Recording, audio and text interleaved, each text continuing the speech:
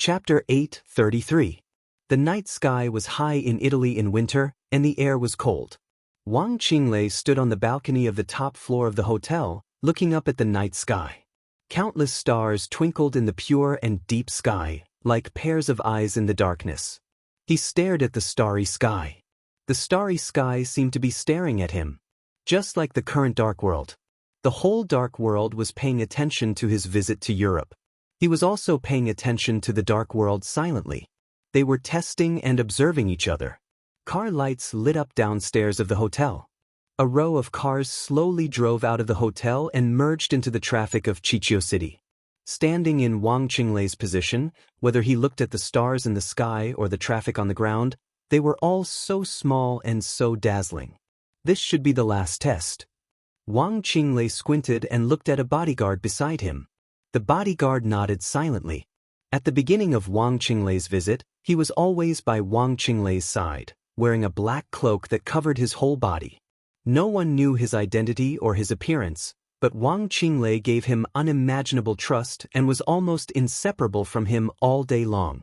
When Wang Qinglei was facing the heads of the major families in France, when he was having dinner with the Queen in England, and when he was meeting with Grand Duke Paul in Rothschild, he was always by Wang Qinglei's side.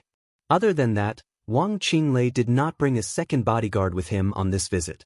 This was enough to show the powerful strength of this bodyguard. The superpowers in the dark world who had been observing Wang Qinglei even thought that this black-cloaked man had the strength no less than that of an invincible realm expert. It's really annoying. Wang Qinglei lit a cigarette, recalled the trip in the past few days, and shook his head helplessly. The Vatican, the Jiang family of South America, Jifeng's sword reigning school, and Wuji Palace. Plus Wang Qinglei. This was equivalent to the cooperation between the four superpowers and Zhongzhou State, which involved the interests of Europe, America, East Island, and Zhongzhou State. It was a big gamble to plot against Beihai. At present, the cooperation of several superpowers had begun, but all parties were still testing each other until the end. This could be said to be asking a tiger for its skin, but the huge benefits forced them to make the decision to cooperate. Wang Qinglei didn't dare to fully trust the four superpowers. The four superpowers didn't trust each other very much, and they didn't dare to fully trust Wang Qinglei. Cooperation, coordination, negotiation, discussion. The suspicions were slowly dispelled, and everyone worked together with sincerity to achieve the desired results. Over the past few days, Wang Qinglei had met many people. Most of them were the spokespersons and representatives of the four major organizations. The meeting was like a game. He showed his sincerity bit by bit and was accepted by the other party. He went all the way to Italos and Seven Hill City. The next stop was the European sanctuary in Chichio City. He would meet the real giants of the four forces there and formally discuss how to launch a war against Mount Dibbing. There's no need to be dissatisfied. The more cautious they are, the more we look forward to it. This means that they really value this cooperation. The black-cloaked bodyguard said lightly. He took a step forward and stood side by side with Wang Qinglei on the balcony. He pulled down the cloak on his head. A handsome and peaceful young man's face appeared under the night sky. It was Wang Xiaoyao's face. It's not that I'm dissatisfied. It's just that I can't wait any longer. We don't have much time left. Before this, we were the ones testing them. Now it's them testing us. A lot of time has been wasted in testing each other. Wang Qinglei shook his head. The opportunity is fleeting. We're anxious and so are they. Wang Xiaoyao said lightly, for each other, we all have interests that we can't let go of. Wang Qinglei nodded. What Wang Xiaoyao said made sense. Only a few people knew that this was the so-called joint action of the four major organizations. On the surface, it seemed that the Vatican was leading. But in fact, all this had little to do with the Vatican. To be exact, the four major organizations were Knights Templars, the Jiang family of South America, and the two martial arts forces in East Island. And Knights Templars was no longer the Knights Templars of the Vatican. It was His Majesty's Knights Templars. Once North Sea changed, His Majesty wanted everything that North Sea had in Europe, including Rothschild. With his strength, after absorbing everything, he would be able to become a behemoth that could compete with the Vatican in Europe and truly stand at the top of the world.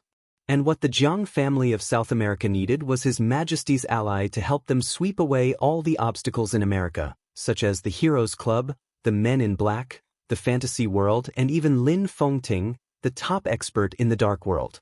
If they helped His Majesty fight against Beihai, His Majesty would naturally give them enough rewards in America in the future. Jifeng Sword Raining School and Wuji Palace wanted half of Beihai, or the whole Kunlun city.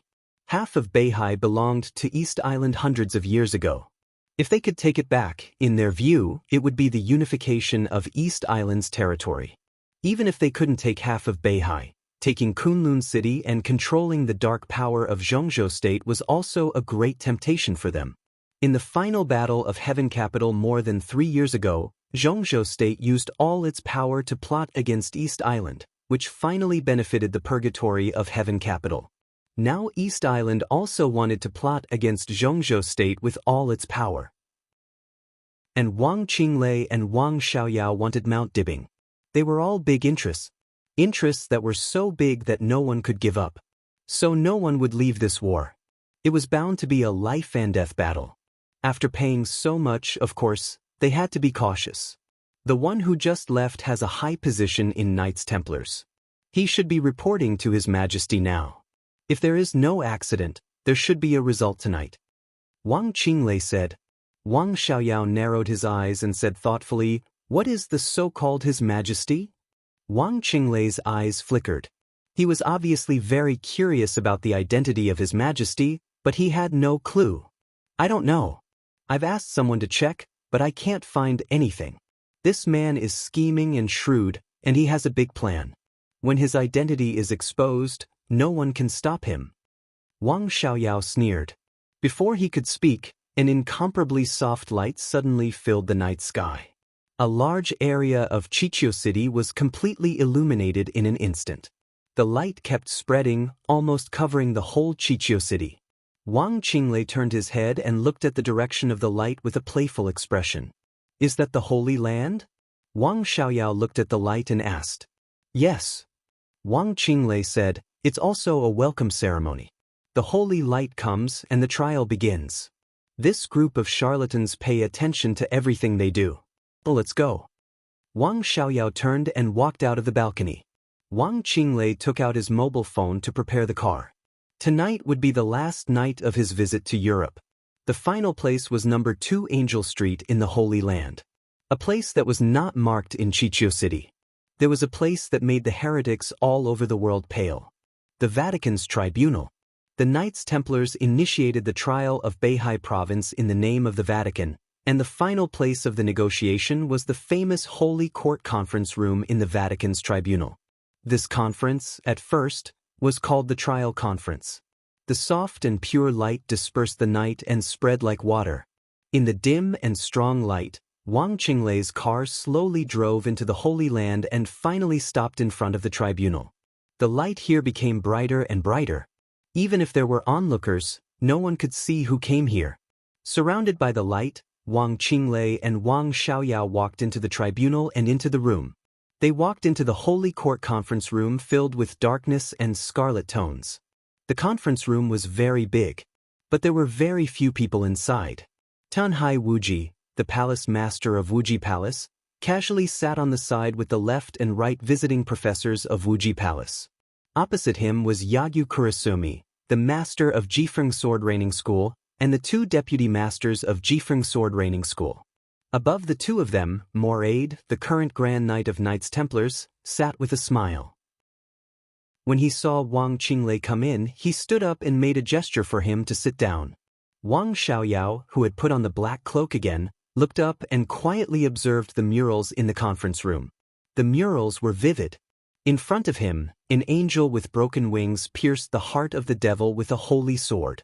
The murals were surrounded by a dark red color, like blood. Wang Xiaoyao looked at the scene in front of him and was a little fascinated. Wang Qinglei calmly sat at the conference table and said in a deep voice, "Where is His Majesty?" "His Majesty has a little disagreement with the Jiang family of South America. He is solving this matter and will come soon." Moraid smiled apologetically, He asked me to apologize to you on his behalf. The two invincible realm grandmasters of East Island and Wang Qinglei frowned at the same time. At this time, His Majesty had a disagreement with the Jiang family of South America? What kind of disagreement? The newly advanced invincible realm expert, Jiang Guochu, seemed to have been very respectful of His Majesty. What on earth happened to make them disagree? Don't worry, it's just a little misunderstanding with the Jiang family of South America. It can be easily explained. I can guarantee that this little thing will not change our plan. Even if there is a change, it's good. Moraid said with a smile. Wang Qinglei nodded and said calmly, anyway, I hope it's done as soon as possible. Of course. Before Moraid could speak, a voice rang out from outside the conference room. There was a hint of laughter in the voice, and there seemed to be endless confidence in it. All of us hope for it to happen as soon as possible. In fact, now that things have developed to this point, there is no longer anything that can stop us. We are sitting here today to discuss our sincerity and determination, and nothing else, isn't that right? Everyone turned their heads at the same time. In their sight, the door of the conference room was still full of light. A figure came in the rich and soft light. Behind him, there was a tall and straight figure. Out of respect, everyone stood up and nodded to His Majesty, who was the last to enter. Everyone please. His Majesty's voice was full of laughter. He did not hide his true face, but a hazy halo covered his whole body, like clouds and starlight. Even the several invincible realm experts who were sitting could not see through His Majesty's face. He waved his hand and motioned for everyone to sit down. When he passed by Wang Xiaoyao, he paused, looked at him seriously, and said with a smile, I'm impolite. Your Highness, please sit down. How did you know it was me? Wang Xiaoyao slowly turned around and took off his cloak. His Majesty looked at Wang Xiaoyao, smiled, and said nothing. His Majesty looked at Wang Xiaoyao, smiled, and said nothing. The tall figure who came in behind him moved a chair and put it beside Wang Xiaoyao. Everyone's pupils contracted for a moment. What does this mean? Wang Xiaoyao narrowed his eyes and did not look at the chair. He looked at the man who moved the chair. The patriarch of the Jiang family of South America. The new invincible realm expert in the dark world, Jiang Guochu. That's what I mean. His Majesty smiled faintly, found a place to sit down, and said calmly, make a formal announcement to everyone. Chapter 8:34. There was silence in the conference room.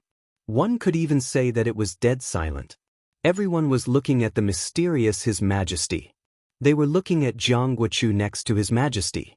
Everyone's heart was full of absurd emotions. Jiang Guochu, the fourth follower. Everyone had a feeling that the wind was too strong for them to hear clearly. His Majesty now only had 4 followers. The first follower, Moraid, used to be the second commander of the Holy Disarmament Corps, and now the Grand Knight of Knights Templars. The second follower was famous in Zhongzhou State. White Tiger, one of the 4 spirit generals, died in the chaos of Eastern Europe. The third follower was Yagyu Kurasumi, the leader of Jifeng Sword Raining School. The Purgatory of Heaven Capital was now guarding Heaven Capital. Compared with 3 years ago when the Purgatory of Heaven Capital first appeared, its strength was not as good as before. Yagyu Kurasumi had truly stabilized his position as a great grandmaster in East Island. And now, His Majesty's 4th follower, the patriarch of the Jiang family of South America, Jiang Guochu. Europe, East Island, America. 3 regions, 3 followers. At this moment, even though everyone present was His Majesty's collaborator, everyone still felt palpitations in their hearts. Although in general, there was not a strong relationship between His Majesty and his followers, and they were cooperating with each other, many relationships never paid attention to nominal subordination. The most important thing was whether the relationship between the 2 parties was solid. His Majesty would not restrain his followers too much. For example, Yagyu Kurasumi was the 3rd follower, but Jifeng Sword Raining School was still an absolutely autonomous force. Perhaps the only exception was Moraid, but His Majesty had never asked him to do anything.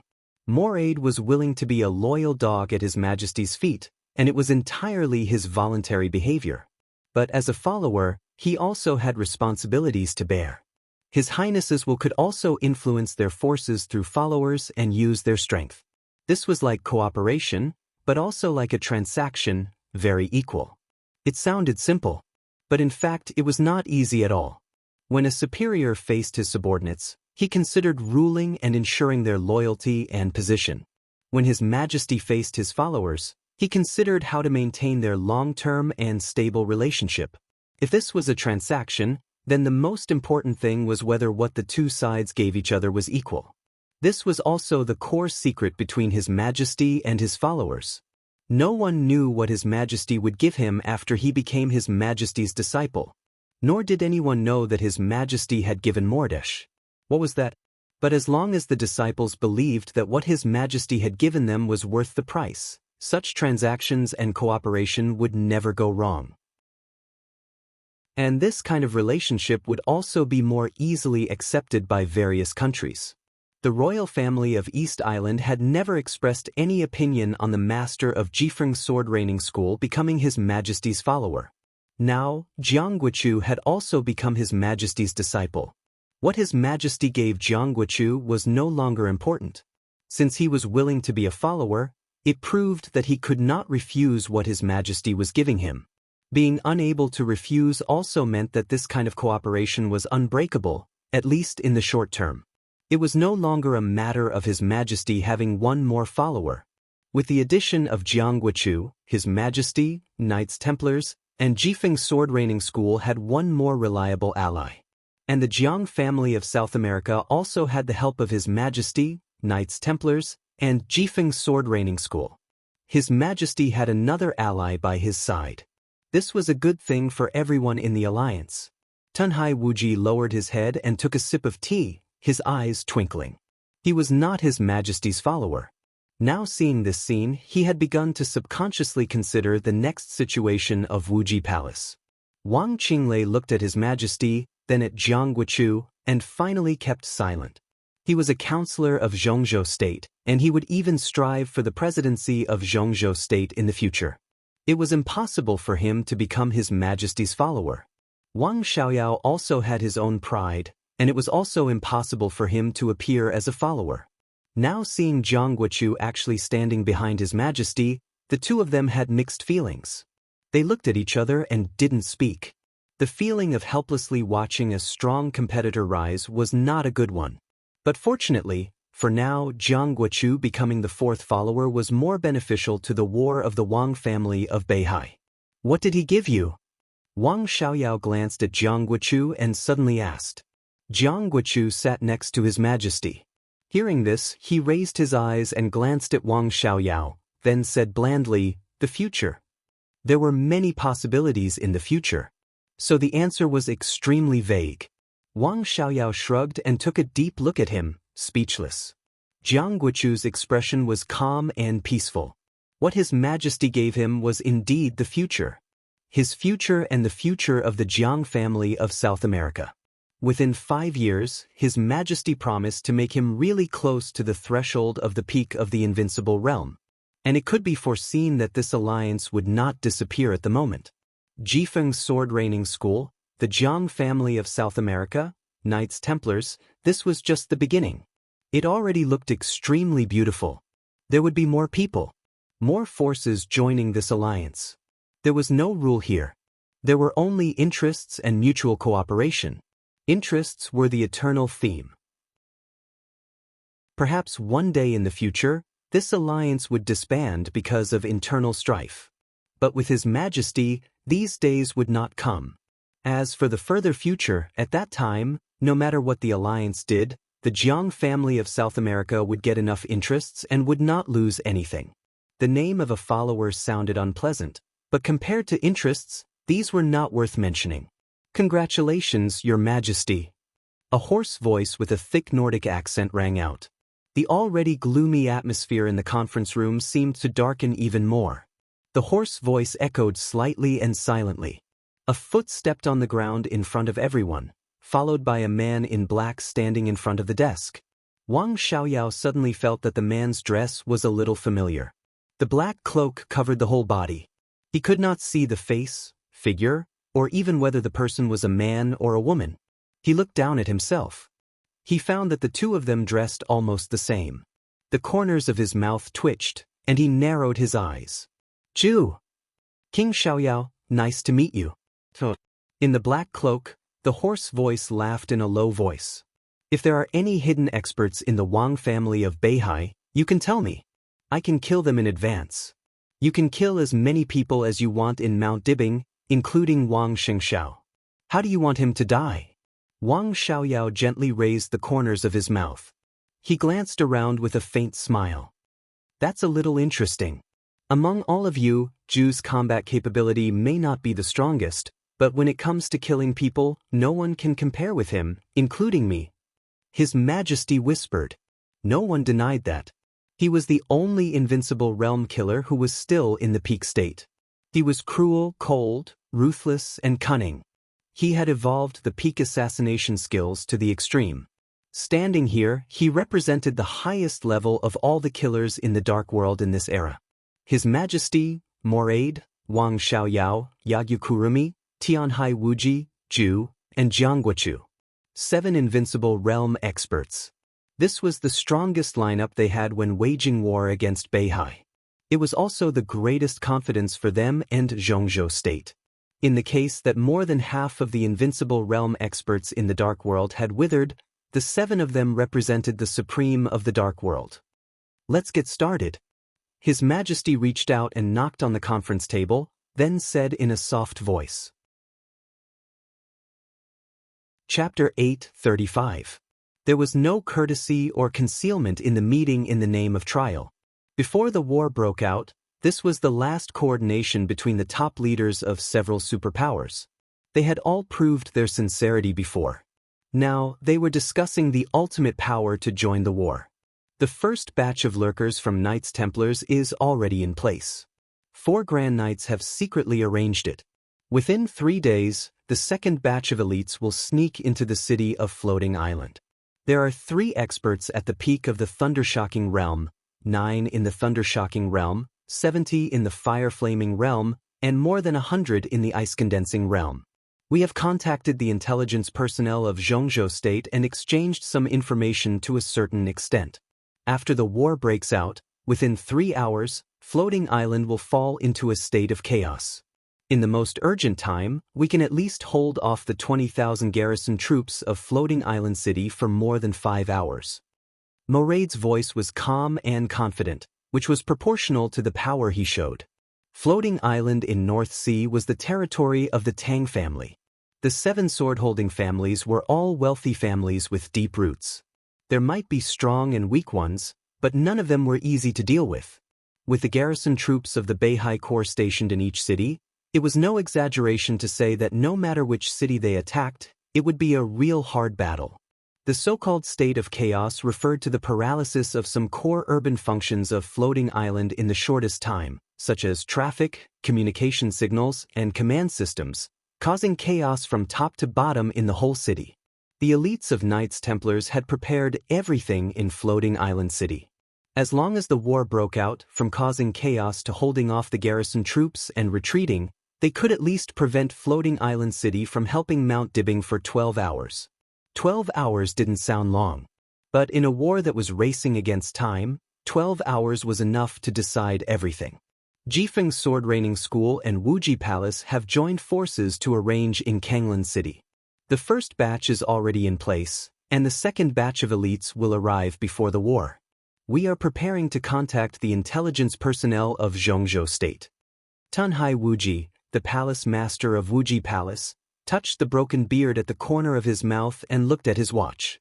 He said slowly, "At this time, they should have already started to contact." Is Kanglan City so important? In the black cloak, Ju raised his head and glanced at Tianhai Wuji. He tooted and said, "Kanglan City is just a small city. You want the 2 major martial arts sects of East Island to join forces? Is your ability too weak, or is the Jiang family of Kanglan too strong? I heard that the Heaven Saber has been killed by Li Tianlan. What are you worried about? The Kanglan Jiang clan is loyal, brave, and fearless. Even without Heaven Blade, the Jiang clan is still the Jiang clan. No one can say that they are weak. As for us, Yagyu Kureisen, the master of Jifeng's sword raining school, twitched the corner of his mouth. Of course, we're not weak. In this war, we've invested 11 superiors of the half-step invincible realm, more than 30 superiors of the thundershocking realm, nearly 100 superiors of the thundershocking realm, nearly 800 superiors of the fire-flaming realm, and nearly 3,000 superiors below the fire-flaming realm. Absolutely. Do you think Jifeng's sword raining school and Wuji Palace are weak with such a lineup? There was dead silence in the conference room. The atmosphere seemed to be even stiffer than when His Majesty had announced that the fourth pupil was Jiang Guochu. Everyone cursed in their hearts. 11 half-step invincible realm experts. There were more than 30 experts at the peak of the thundershocking realm. There were nearly 100 thundershocking realm experts. Nearly 1,000 fire-flaming realm experts. 3,000 elites below the fire-flaming realm. What kind of power is this? This was simply a real army. Judging from the strength on paper, neither the world-famous border control corps of Zhongzhou State nor the immovable Beihai Corps were as powerful as this one. It could even be said that the army was far inferior. It was impossible for Jifeng's sword raining school and Wuji Palace to come up with such power. Even if their strength was doubled, they couldn't come up with such a power. Throughout the entire Dark World, only the superpowers like Zhongzhou State and Star State could come up with such a lineup. Superpowers? Maybe only the Wang family of Beihai could have such a terrifying lineup. The strength of the entire East Island is roughly like this. Zhu, whose face was stiff, murmured to himself. Suddenly he froze. He suddenly raised his head and looked at Tianhai Wuji and Yagyu Kureisen. The two grandmasters of East Island didn't say anything. They just looked at him quietly. This is the strength of the entire East Island? He took a deep breath and asked slowly. East Island is ours. It belongs to His Majesty the Mikado. Is there a problem? Tianhai Wuji said calmly. When he spoke, he glanced at His Majesty intentionally or unintentionally. His Majesty sat in a cloud of starlight and didn't seem to respond. Everyone could feel his gentleness and smile. He didn't speak. He had nothing to say. More than 4 years ago, Zhongzhou State conspired against East Island with all its power. More than 4 years later, East Island conspired against Beihai with all its power. Tianhai Wuji pursed his lips, and his eyes looked a little savage. It was indeed the power of a whole country. East Island had already suffered a great loss in the final battle of Heaven Capital. As the purgatory of Heaven Capital moved further and further away from them, East Island became weaker and weaker. His Majesty's will was passed to His Majesty the Mikado through Jifeng's sword. Without any hesitation, the Mikado directly made this seemingly crazy decision. This lineup was almost more than 80% of the existing strength of East Island. And the battlefront they were responsible for was naturally more than one city. It was Kanglin, Tongtian, and Qiushui. 3 cities and 80,000 square kilometers of land. That was the territory that the Wang family of Beihai took away from East Island hundreds of years ago. With this island, which had always been called North Island and East Island, the territory of Beihai doubled, and now there was a beautiful land of 160,000 square kilometers. Everyone in East Island could never forget the humiliation that the last Mikado suffered in Beihai when he visited the Wang family of Beihai and tried to take back this territory. And now, the opportunity was here. People in East Island didn't need to smile apologetically anymore, and they didn't need to bow down anymore. If you don't give it to me, I will take it. I don't care if there are corpses everywhere and blood flows like rivers. And this action also had a code name in East Island, which was return. Let the land that belonged to East Island return. From the very beginning, East Island regarded this action as a war. A real, highest-level war. Kanglin, Tongtian, and Qiushui, half of Beihai province, will become our war zone. The combat teams and fleets of Jifeng's sword raining school and Wuji Palace will be on standby at any time. We won't detonate the so-called chaos. Or rather, we won't just do that. The 3 so-called sword-holding families, the Jiang family of Kanglin, the Chen clan of Tongtian, and Huangfu of Qiushui, will completely disappear and be destroyed in this war. We can promise you that no matter how long the war lasts, no one from the 3 cities south of Kanglin River will go to support Mount Dibbing. Yagyu-Kurumi's voice was clear and firm. His expression was serious and solemn. Wu Ju curled his lips and fell completely silent. The combat teams and fleets of Jifeng Sword Raining School and Wuji Palace? Bullsh *T. Jifeng Sword Raining School and Wuji Palace didn't have any combat teams and fleets. Combat teams were the standard configuration of the various superpowers. They were also the core combatants of the various superpowers and the strongest aerial forces. Combat teams generally consisted of the world's first-rate fighters, some even super first-rate fighters, such as helicopters, transport planes, and reconnaissance planes, to form a large-scale combat team. Whether it was Jifeng Sword Raining School or Wuji Palace, they weren't superpowers. They couldn't afford it at all. They could afford it if they gritted their teeth, but they couldn't afford daily maintenance, combat personnel, fleet command, private air routes, and training. The fleet was even more exaggerated. It was a navy on the right track. Among the superpowers in the Dark World, only the Wang family of Beihai had its own fleet. Nominally, it still belonged to the Beihai Corps and Zhongzhou State. The so-called fleet and combat teams were obviously the power of East Island. In this action, East Island was totally going to seize this opportunity to stake everything on one throw. We are foreign aid and most of us are active in Queen City. All of you here are friends of the Jiang family of South America, and the Jiang family of South America will not be stingy with its feathers. Our 3 superiors of the half-step invincible realm are already in Queen City, and the second batch of elites will soon enter Beihai. There are nearly 800 people in total, and they are all elites. We can also make Queen City unable to support Mount Dibbing in a short time. Jiang Guochu smiled and said in a gentle voice, I have few people, not as many as you. His Majesty can arrange it. Wu Ju shrugged. The so-called rising invincible realm expert was also a killer. Although he was also building his own team, his foundation was inevitably less than that of the people present. His Majesty nodded and looked at Wang Qinglei. Don't worry about Lioli City. Even if the strength is insufficient, His Majesty Wang Xiaoyao can directly control the patriarch of the Yi family as soon as it happens. As for Shenzhou City, Zhongzhou State will do its best to clear the obstacles for you.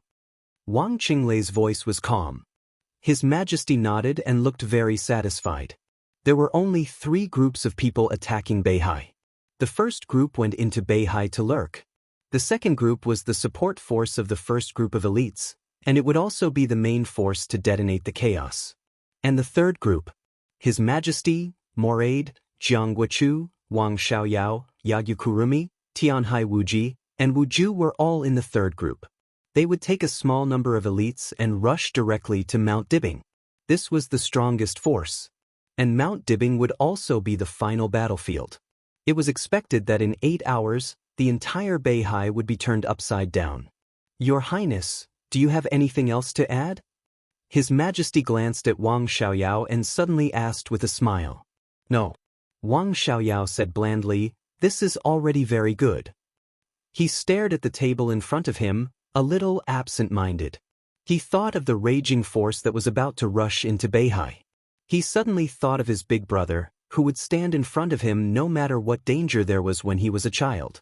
Sword Emperor, thinking of that figure. Beihai, thinking of that land.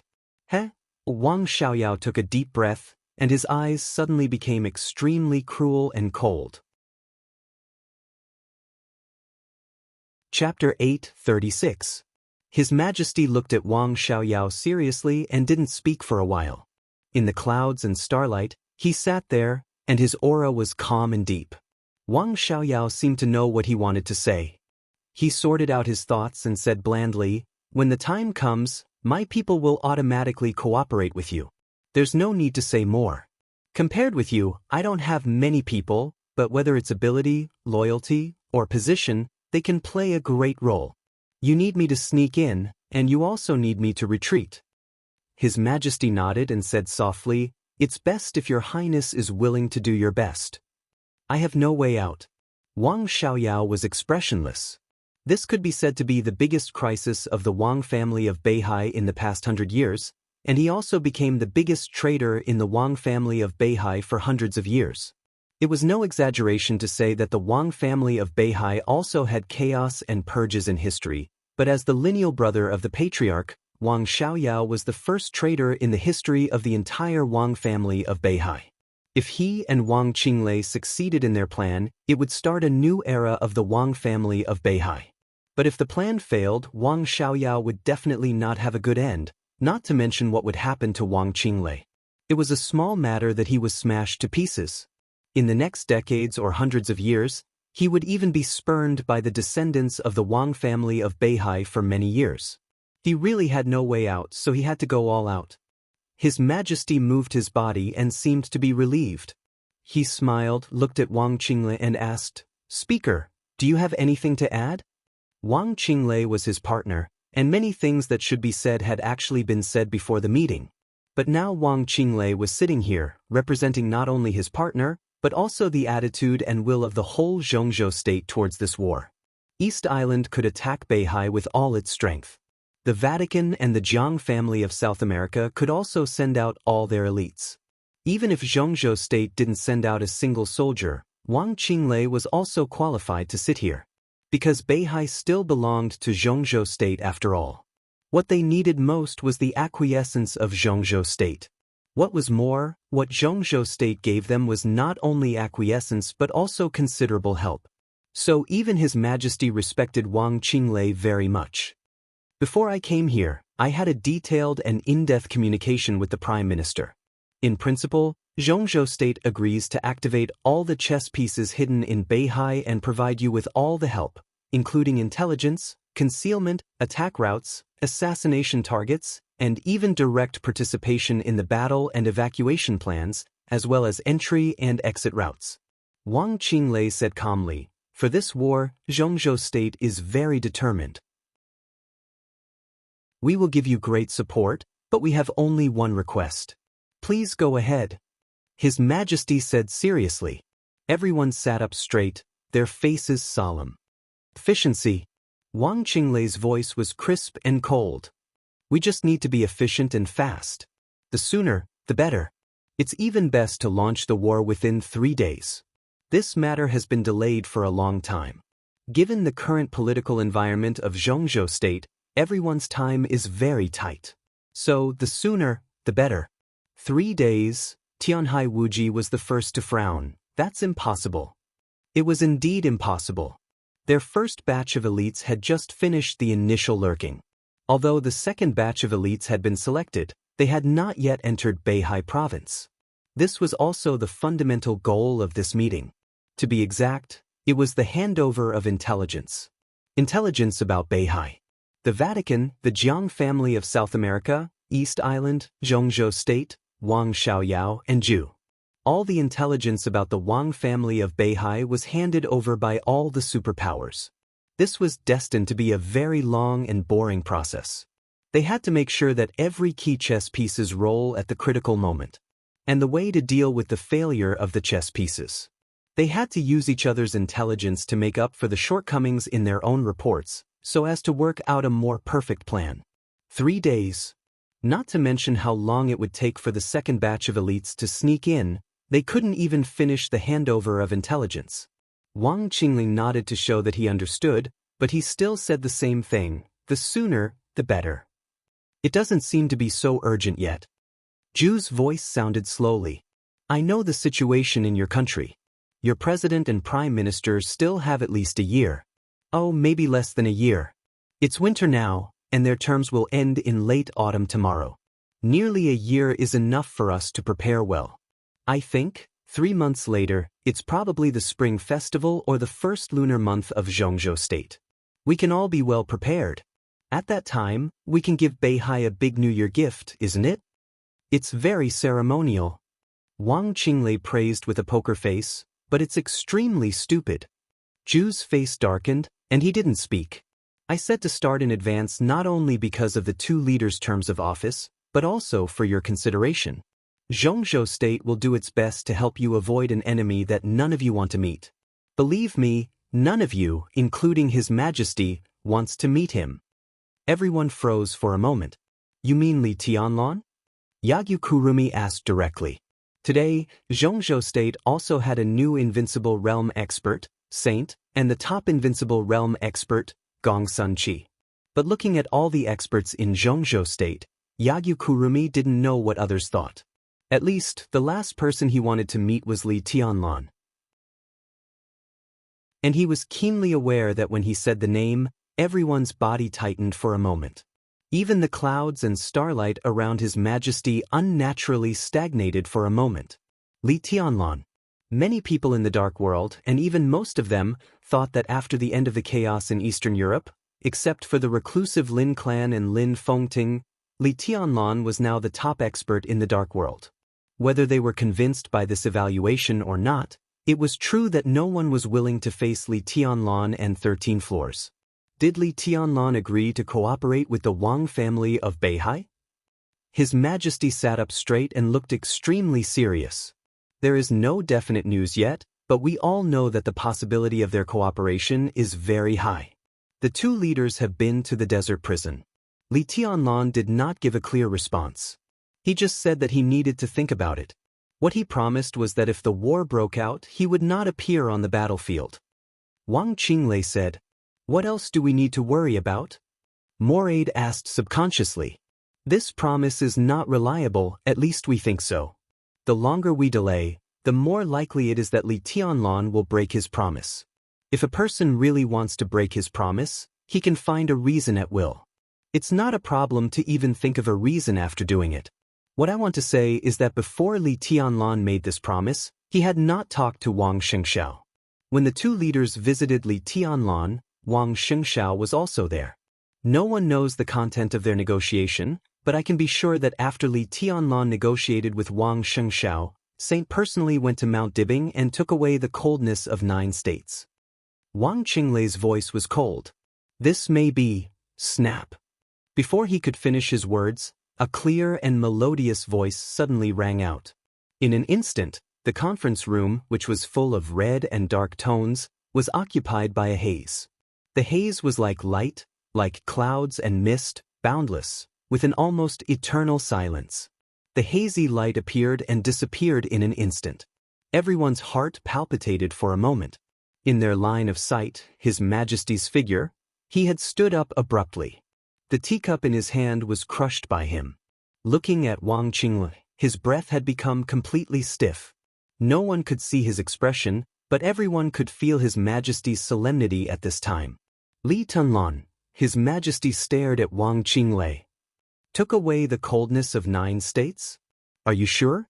Yes. Wang Qinglei frowned. He felt a little uncomfortable under His Majesty's gaze. How long ago did this happen?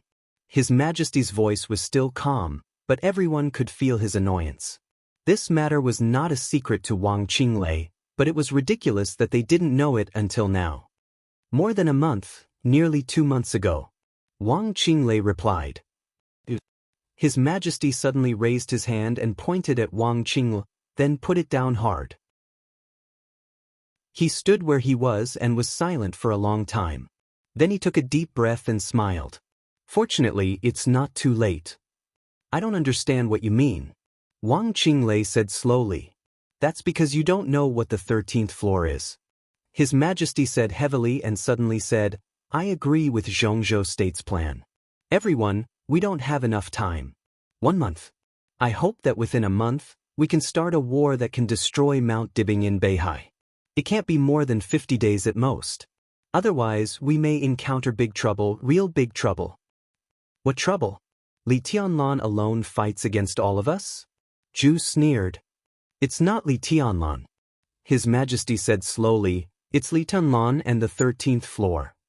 So, we must speed up all actions at all costs.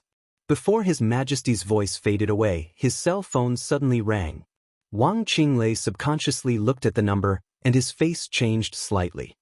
He subconsciously picked it up and whispered, Prime Minister.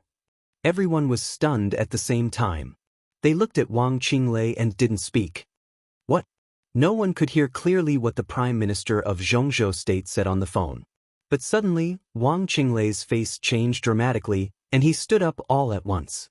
His body trembled slightly, and his face was a little pale. His Majesty looked at this scene, and his heart suddenly sank. Wang Qinglei held the table with one hand and tried his best to hold the phone with the other. Chen Fangqing was still talking on the phone. Wang Qinglei's body gradually became stable. However, his face was still somewhat pale, and there was undisguised fear on his face. "Okay, I understand," Wang Qinglei said slowly and silently put down the phone. "What's the matter?" His Majesty asked, pretending to be calm. Wang Qinglei glanced at everyone and didn't know what to say for a moment. He just asked everyone to speed up their actions, but in the blink of an eye, he suddenly heard the bad news from Zhongzhou State. Even with his will, he found it difficult to speak at this moment. "Everyone," Wang Qinglei hesitated and said slowly, "there are some problems in Beihai, and we are in trouble. But I don't think this is a reason for us to postpone the action." "What trouble? Be more specific." His Majesty's tone was a little impatient. In one night, Zhongzhou State lost 4 major generals lurking in Beihai. Our people suffered heavy losses, and the elites of the superpowers were also greatly affected. Wang Qinglei smiled bitterly and said, "I think you will soon see the battle damage." Chapter 837. Wang Qinglei spoke very quickly, which was completely beyond everyone's expectations. Before he could finish his sentence, the phones started ringing one after another. The representatives of several major forces present were still immersed in the news that Beihai had killed 4 major generals of Zhongzhou State overnight. When they heard that their forces had also suffered losses, the casualties came before they could even react. The meeting was completely suspended. Everyone picked up the phone almost at the same time, including Wang Xiaoyao. Wang Qinglei, who had already picked up the phone, looked a little scary. Opposite him, His Majesty still stood there. Silence was golden. He had no specific subordinates or forces. Knights Templars belonged to Moraid, Jifeng's sword reigning school belonged to Yagyukurumi, and the Jiang family of South America belonged to Jiangguochu. So he seemed to have no battle damage. But from another perspective, every elite lost by Knights Templars, Jifeng's sword reigning school, and the Jiang family of South America could be regarded as his loss. The starlight cloud that enveloped his whole body was slightly fluctuating. His mood seemed to have recovered, but Wang Qinglei could clearly feel His Majesty's eyes on him. Wang Qinglei glanced at him. The moment their eyes met, His Majesty's eyes turned slightly and fell on Wang Xiaoyao. Wang Qinglei knew what it meant. In fact, even if Wang Xiaoyao, who had no way out, sat here, everyone still could not trust him 100%. Moreover, the timing of the Wang family of Beihai's attack was too coincidental, which made people inevitably suspect that someone had leaked the information. No one else was in a position to do so. Only Wang Xiaoyao seemed to have the most reason. In the hazy cloud, there was a flash of killing intent that no one had noticed. His Majesty's eyes that turned to Wang Xiaoyao quickly retracted and fell on Wang Qinglei again. His meaning was obvious. If Wang Xiaoyao was really the leak, as long as he had a clear suspicion, His Majesty would personally take action and keep him in this conference room forever without any evidence. His injury had not recovered, and it could even be said that it was far from recovery. But at this stage of the invincible realm, there were really too few people who could pose a threat to him. Wang Xiaoyao was not one of them. His Majesty could be sure that even if Wang Xiaoyao hid part of his strength, he would not be his opponent. Wang Qinglei shook his head imperceptibly. He did not doubt Wang Xiaoyao at all.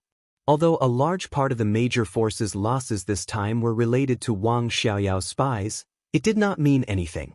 Most importantly, Wang Xiaoyao and his spies did not know who the 4 major generals of Zhongzhou State were. And Beihai's actions were directly aimed at Zhongzhou State. There was something wrong in Zhongzhou State. Or in other words, some inexplicable problems that no one knew. Bastard! In the fierce roar, Moraid, the current head knight of the temple, suddenly stood up, his eyes cold. Wang Shengxiao, he's courting death. Qinglei's eyes were.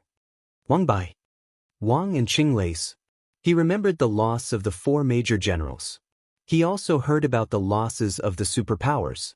In Knights Templars, a great knight commander of the half-step invincible realm died in the hands of Firmament, including more than 20 Knights Templars. Knights Templars were the absolute main force in Knights Templars. The threshold was the fire-flaming realm. No matter where they were, they could be regarded as super elites or middle-level cornerstones. The Chief Knight was also a half-step invincible realm expert. But there were also differences in the half-step invincible realm. He was facing a top half-step invincible realm expert like Firmament. There was no doubt about the result. Wang Xiaoyao, shouldn't you give me an explanation? Tunhai Wuji slowly stood up, his hands subconsciously gripping the blade at his waist. Limitless Palace has quite a number of them. You were the one who hid the elites. You said that Huangfu Renjie was absolutely reliable. Reliable? Haha, tell me, which part is reliable? Huangfu Renjie had been captured as soon as the battle had begun, and the North Sea Legion was everywhere he had been during the past 2 months. Almost all of the elites of the Limitless Palace that Huangfu Renjie had encountered had been wiped out. What did that mean? Tell me, what do you mean? Wang Xiaoyao was also on the phone. His expression kept changing.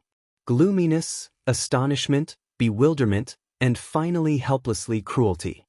His Majesty saw all the changes in his expression and said slowly, "It's not him. It's not him just because you say so." Tianhai Wuji suddenly turned around and glared at His Majesty. He was not His Majesty's follower. In the face of such a huge loss, he would not be polite at all. Moraid narrowed his eyes and took a step forward subconsciously. He had always claimed to be the loyal dog at His Majesty's feet, loyal and devoted, and would not allow anyone to offend His Majesty. His Majesty waved his hand, glanced at Tianhai Wuji, and said slowly, "I accepted the Pope's coronation." Tianhai Wuji was stunned. "I've been observing His Highness Wang Xiaoyao's reaction just now." His Majesty continued to speak. Tianhai Wuji's brows loosened, and he finally gave a muffled snort. The Pope's coronation was absolutely famous in the Dark World. It greatly strengthened the willpower and made the perception more acute. Under such circumstances, His Majesty could see Wang Xiaoyao's every move clearly from the corner of his eyes. At that moment, Wang Xiaoyao's reaction was exactly the same as that of the other superpowers. This couldn't be something that could be achieved by so-called acting skills. His Majesty could feel that Wang Xiaoyao really didn't want the alliance to suffer any big losses this time. Wang Xiaoyao raised his head and looked at His Majesty, who had spoken out to protect him. After a long time, he moved and said with a faint smile, "Should I thank you for saving my life? Tut, there are so many invincible realm experts. If they think it's me, I'm afraid I won't be able to leave today." "Your Highness, you're too kind." His Majesty chuckled. "That's right." Moraid nodded. "It's definitely not King Xiaoyao who should be glad to have saved his life, but a great grandmaster." His eyes were cold as he looked at Tianhai Wuji. "I can understand your feelings, but you must apologize for your rudeness to His Majesty just now. You've gone too far." Tianhai Wuji slowly stood up and held the hilt of the saber at his waist tightly. Moraid was indeed the strongest among all the invincible realm experts present, except for His Majesty, who people couldn't see through. But Tianhai Wuji was also not a weak person. In the last divine list, he was already in the top 10, and now he was not far from the peak of the invincible realm. He was a great grandmaster in the field of saber, and the saber was originally a fierce weapon. If they really fought to the death, he might not be afraid of Moraid. "Apologize and continue the meeting. If you don't apologize, I'll kill you, right here." Moraid was expressionless. Yagyu Kurasumi moved intentionally or unintentionally. Jiang Guochu also moved intentionally or unintentionally. Tianhai Wuji's face changed, and he was a little embarrassed. "Forget it, this is not the most important thing." His Majesty waved his hand, sat down again, knocked on the table and said slowly, "It's impossible for His Highness Wang Xiaoyao to leak information. The people of Zhongzhou State can hide for so many years, and it's unlikely that they will be exposed in the near future. But it happened. Everyone, don't you think this feeling is very strange?" Or rather, this feeling is very familiar? This feeling was indeed very strange. But there were not many people who felt familiar with it. This kind of inexplicable but accurate intelligence is almost strange. It's like someone has foresight. Don't you think this pattern is familiar? His Majesty reminded softly. Samsara Palace. Jiang Guochu suddenly came to his senses. The intelligence system of Samsara Palace had always been the most inexplicable. For many things, their intelligence transmission speed was even slower than that of the ordinary second-tier forces in the Dark World. It was an ordinary second-tier force in the Dark World, but the speed and precise judgment of the intelligence of the superpowers were enough to make everyone's scalp numb. It was impossible to guard against them. No one knew how many spies the Samsara Palace had planted in the superpowers, or what they knew. Before the master of Samsara Palace died, the Samsara Palace had used its unique intelligence to set up one wonderful trap after another. Many times, the superpowers felt that they had won and were full of confidence, but the development of things was always led in a completely unfavorable direction because of an inexplicable trifle. It seemed like a coincidence. But the beginning of Samsara Palace, the establishment of the 12 Supermasters, and even the destruction of Night Spirit on the eve of the final battle of Heaven Capital were all caused by these seemingly inexplicable little things. And now, Samsara Palace. The Wang family of Beihai. Once the two superpowers joined forces, with the accurate and strange intelligence system of Samsara Palace, the Wang family of Beihai could set off a storm in Beihai in the shortest time. Qin Weibai again? Yagyu Kurumi frowned, and his tone was a little complicated. Even if the master of Samsara Palace hadn't died, most of the time, Qin Weibai had been controlling the operation of Samsara Palace. For the entire Dark World, she was a rare and extraordinary woman. Almost all of the arrangements that made the superpowers and even the countries suffer were made by her. Her arrangements might not have been flawless, but at the beginning, they were absolutely exquisite. By the time everyone came to their senses, it was already too late. They could only struggle in the trap. The arrangements she made over and over again could be said to be magnificent. She left countless images to the whole Dark World. Sharp, dreamy, perfect, and powerful. Countless people were crazy about her. For example, Wang Xiaoyao, who was sitting here today. For example, Jiang Chenyan, who had died. There were many, many people. But she finally appeared beside Li Tianlan. After the chaos in Eastern Europe, Samsara Palace disappeared, and Qin Weibai seemed to have restrained herself and went to the Lin clan. This time, was she secretly making a move again? The style seemed to be slightly different, but the general feeling did not change at all. Li Tianlan. Qin Weibai. Everyone's heart was extremely complicated. This man and woman, who were so deeply in love that everyone in the Dark World knew, were names that no one present wanted to mention, and they were also opponents that they did not want to meet. No matter who it is. His Majesty's voice was calm and peaceful. It's meaningless to discuss these now. The most important thing is the battle damage. He sat down again and knocked on the table. Wuji Palace's layout in Beihai suffered heavy losses, almost 1/3. Tianhai Wuji's face was cold. Yagyu Kurumi froze, gritted his teeth, and said, "The loss of Jifeng Sword Raining School is similar to that of Wuji Palace." Jiang Guochu was a little confused. He hesitated for a moment and said in confusion, "Our loss is about 1/3. His Majesty glanced at Moraid. Moraid was smiling bitterly. He touched his nose and said, "What a coincidence. The loss of Knights Templars is also about 1/3. Everyone's face became extremely solemn. Wang Qinglei's body was completely tense. He gritted his teeth and said in a dry voice, "The loss of Zhongzhou State this time is about 1/3 of all its forces." Ha! His Majesty suddenly laughed. "Look, everyone, look, how interesting it is. It's a 1/3 loss. It's so interesting. Is this a coincidence?" He knocked on the table and whispered, "I didn't want to mention the goddess, but now it seems that our dear goddess wants to dominate the overall situation in the war in Beihai."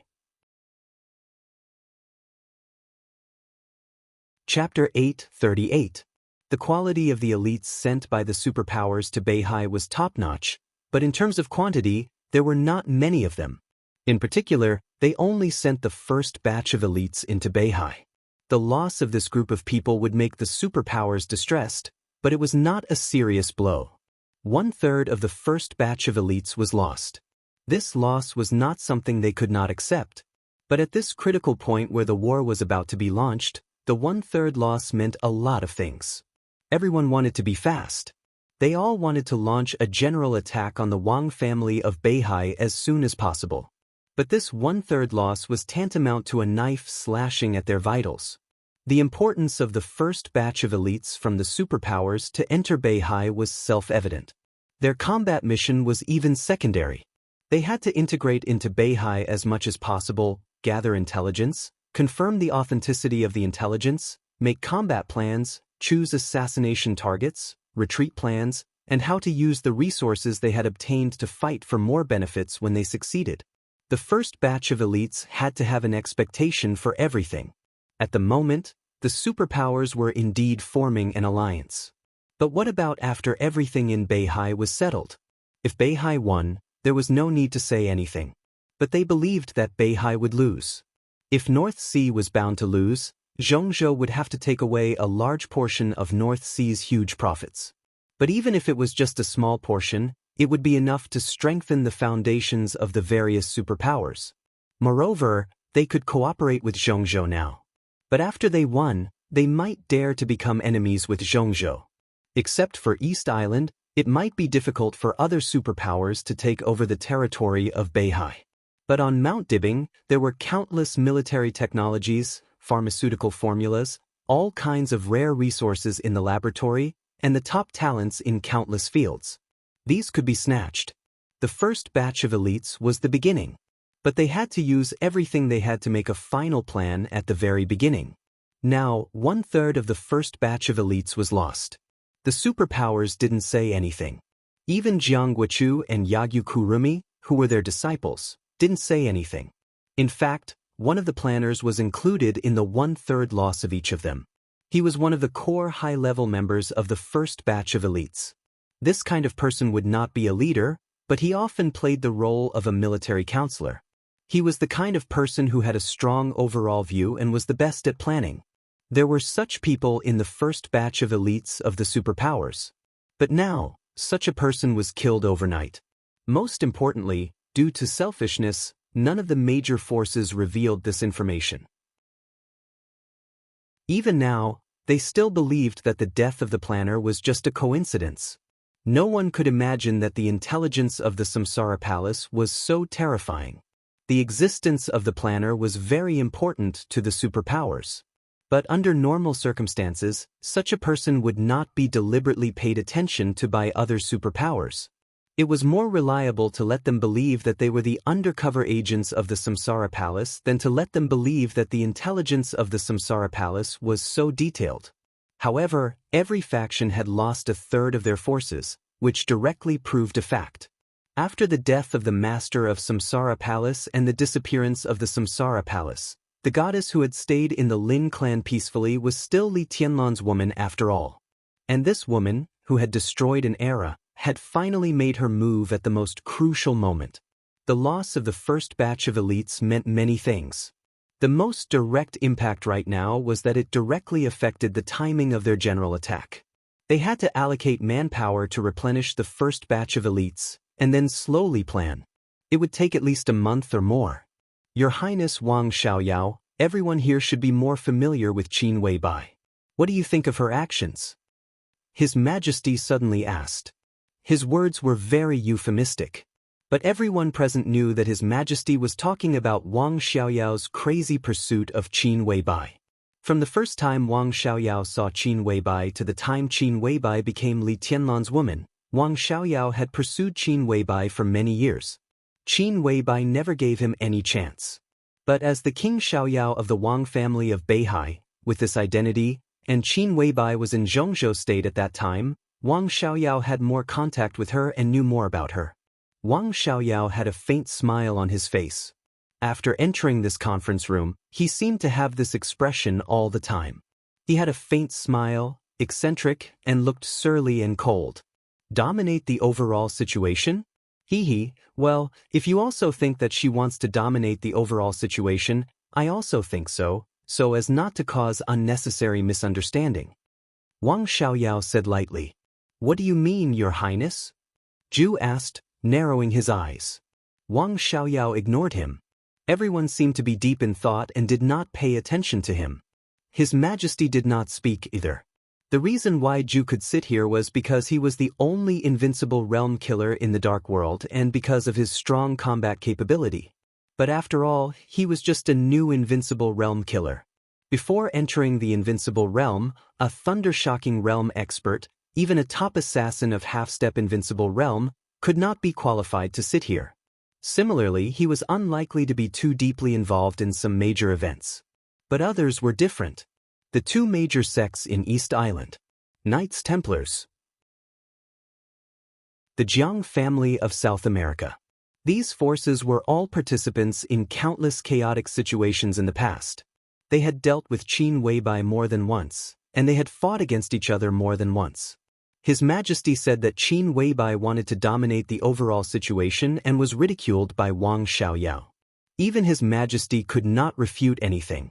Dominating the overall situation was just a statement that was good for their unity. But in fact, when did Qin Weibai ever dominate the overall situation? What she was best at was setting up a situation with all kinds of chaotic desires, pulling everyone into the quagmire, and guiding the direction of the situation in the early stage of the chaos, intentionally or unintentionally. Such a person was generally not popular in the Dark World. But Qin Weibai was still a goddess. The only goddess. This actually showed that many people did not hate her too much. Hatred might be there, but they did not hate her. It wasn't just because of her outstanding beauty that could cause the downfall of a city. It was also because even if she could control the overall situation, she never tried to lead anything from beginning to end. The whole Samsara Palace was like this. Samsara Palace did not seem to have any ambition to dominate the Dark World. In every major event and every chaotic situation, from the beginning to the end, Samsara Palace had always maintained the most clear goal. When Samsara Palace guided the initial situation to the situation they expected, the whole Samsara Palace would go all out at the first time. After accomplishing the initial goal, they would withdraw from the chaos without hesitation.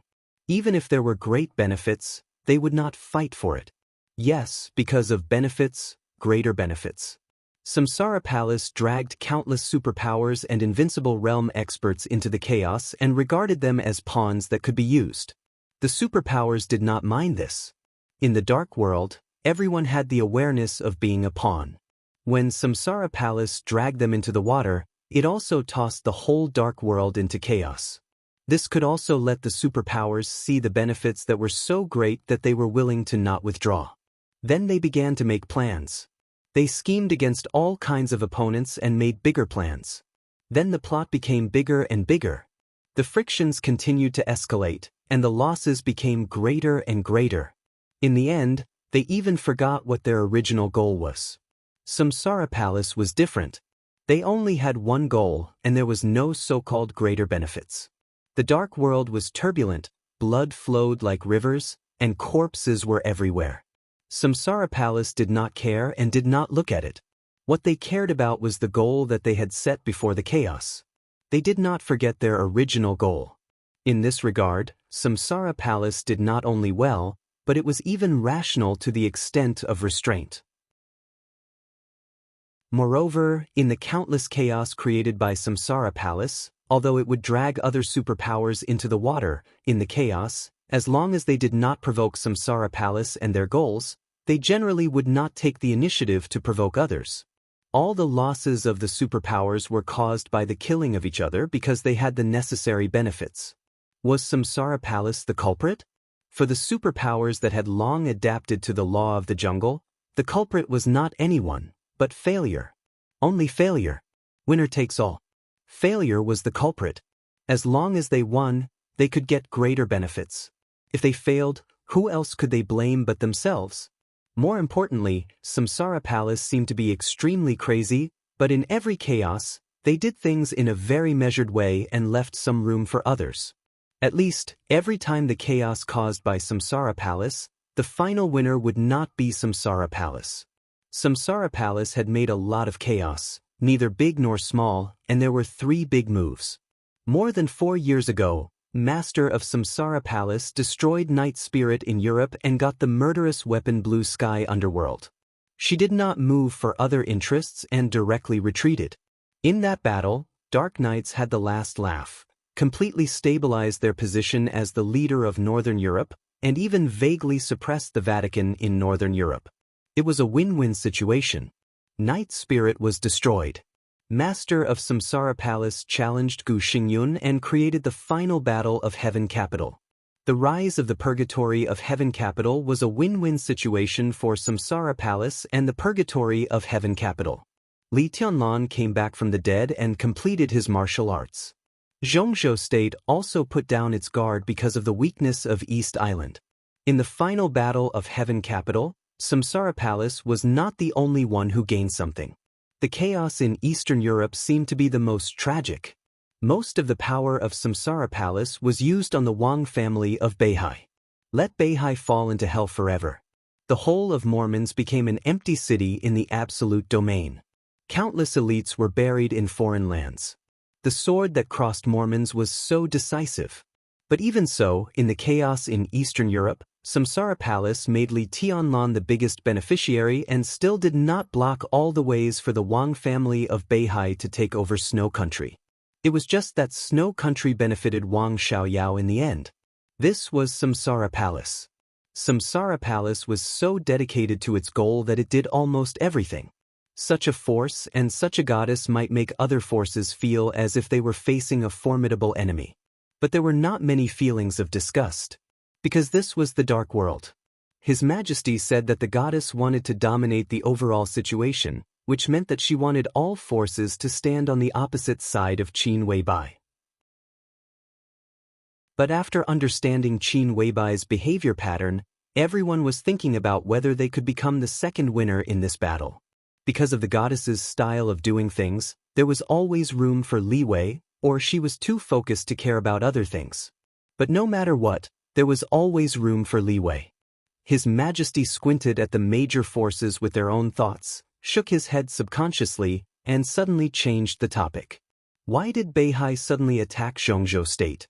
This is tantamount to a declaration of war, the kind that will not stop until one side is dead. Wang Xianxia will not be so brainless or irrational. The leaders of the major forces who were thinking were stunned and looked at Wang Qinglei at the same time. His Majesty's question was also the key. If Zhongzhou State did nothing, how could Mount Dibing, which had been enduring, go crazy? Wang Qinglei's face was gloomy, but in the face of these collaborators, he had to give an explanation. Because of the termination plan. His voice was a little hoarse. Hoarse.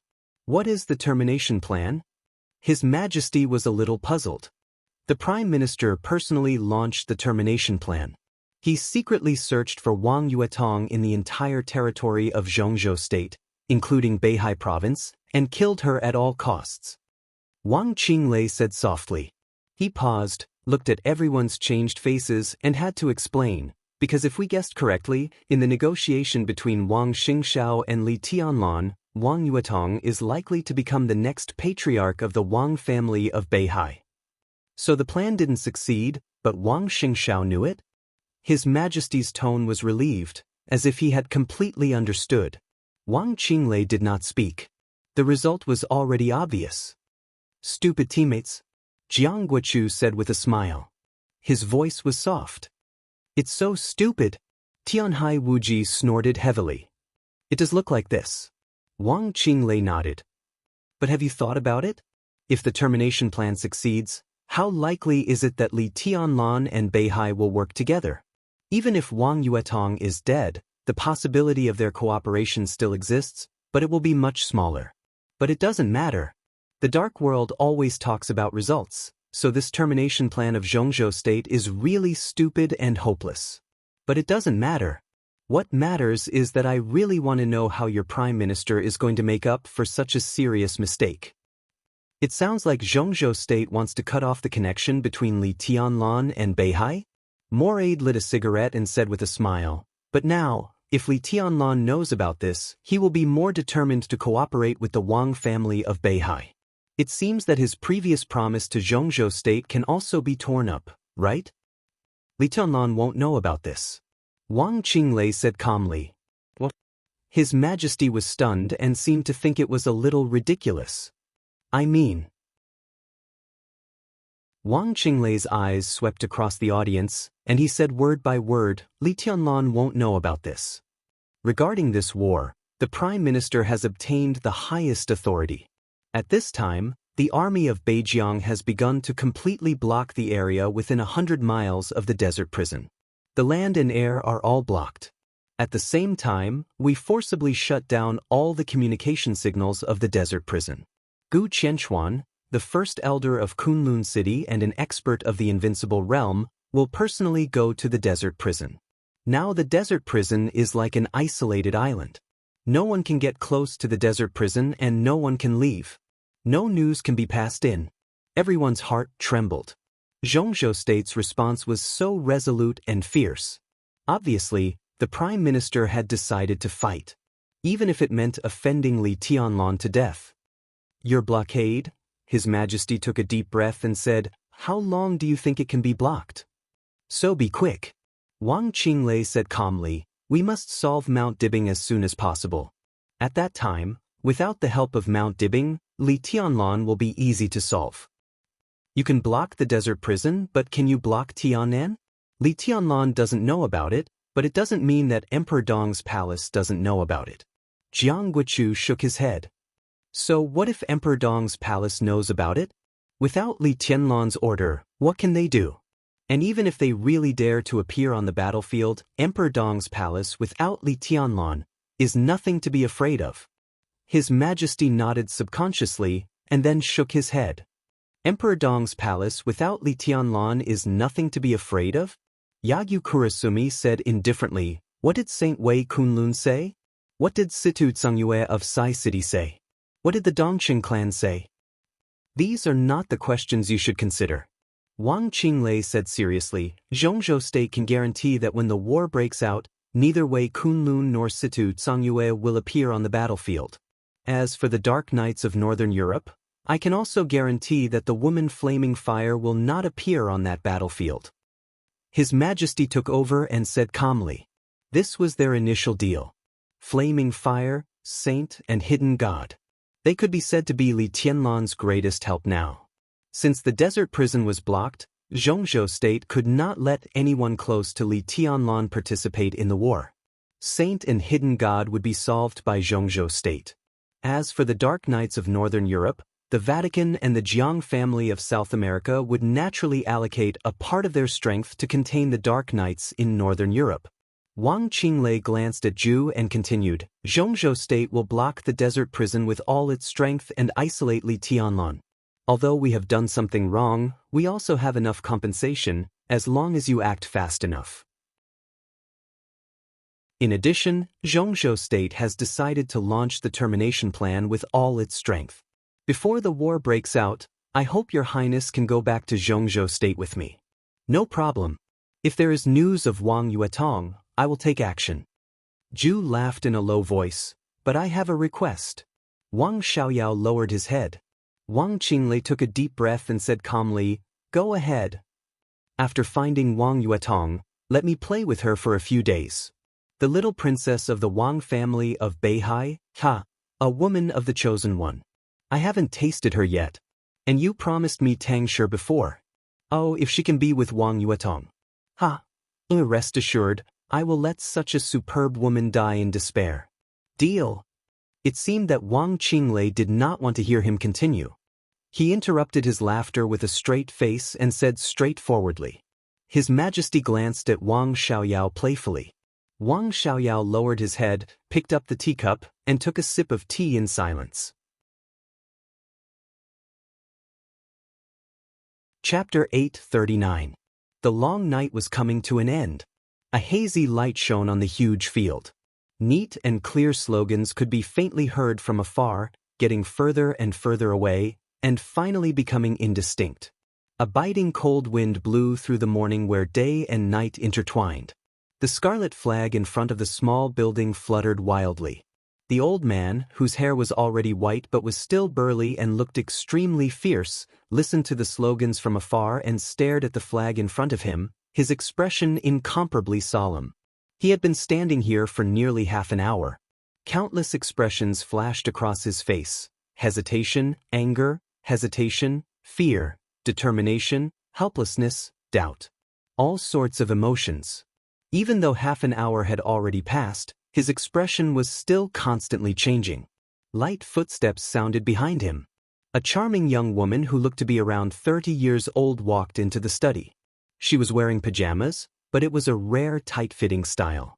It was not as loose and comfortable as normal pajamas, but the tight-fitting pajamas completely outlined her figure.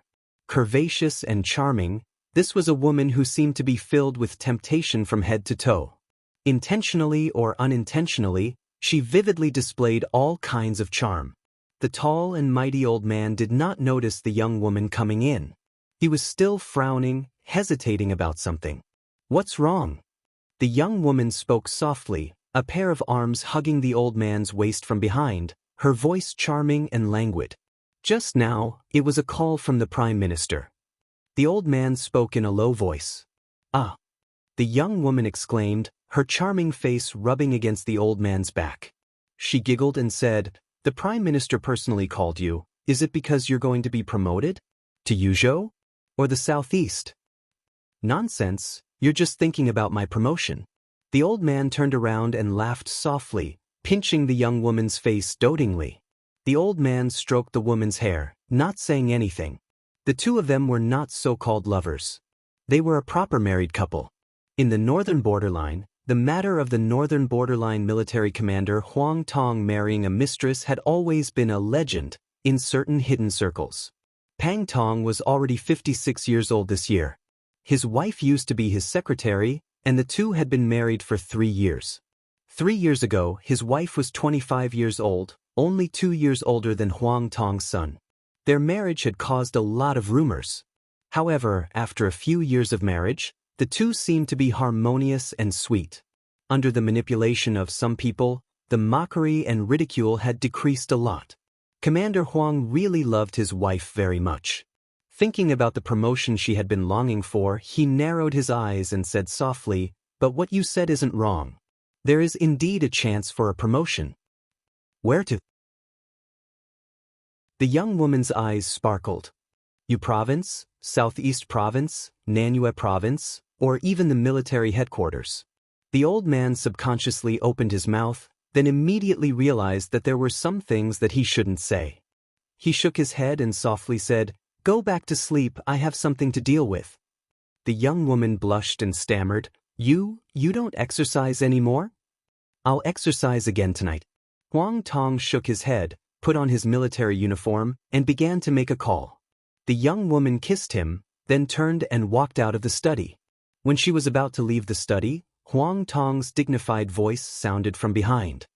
"Oh Yang, come to my office right now." The young woman's footsteps paused slightly, then she quickened her pace. From an angle that her husband couldn't see, her eyes were a little flickering. "Ouyang." There might be more than one person with the surname Ouyang in the entire Beijiang military region, but there was only one person who was qualified for Huang Tong to call in person. The commander of the 43rd Army of Zhongzhou State stationed in Beijiang, Major General Ouyang Peng.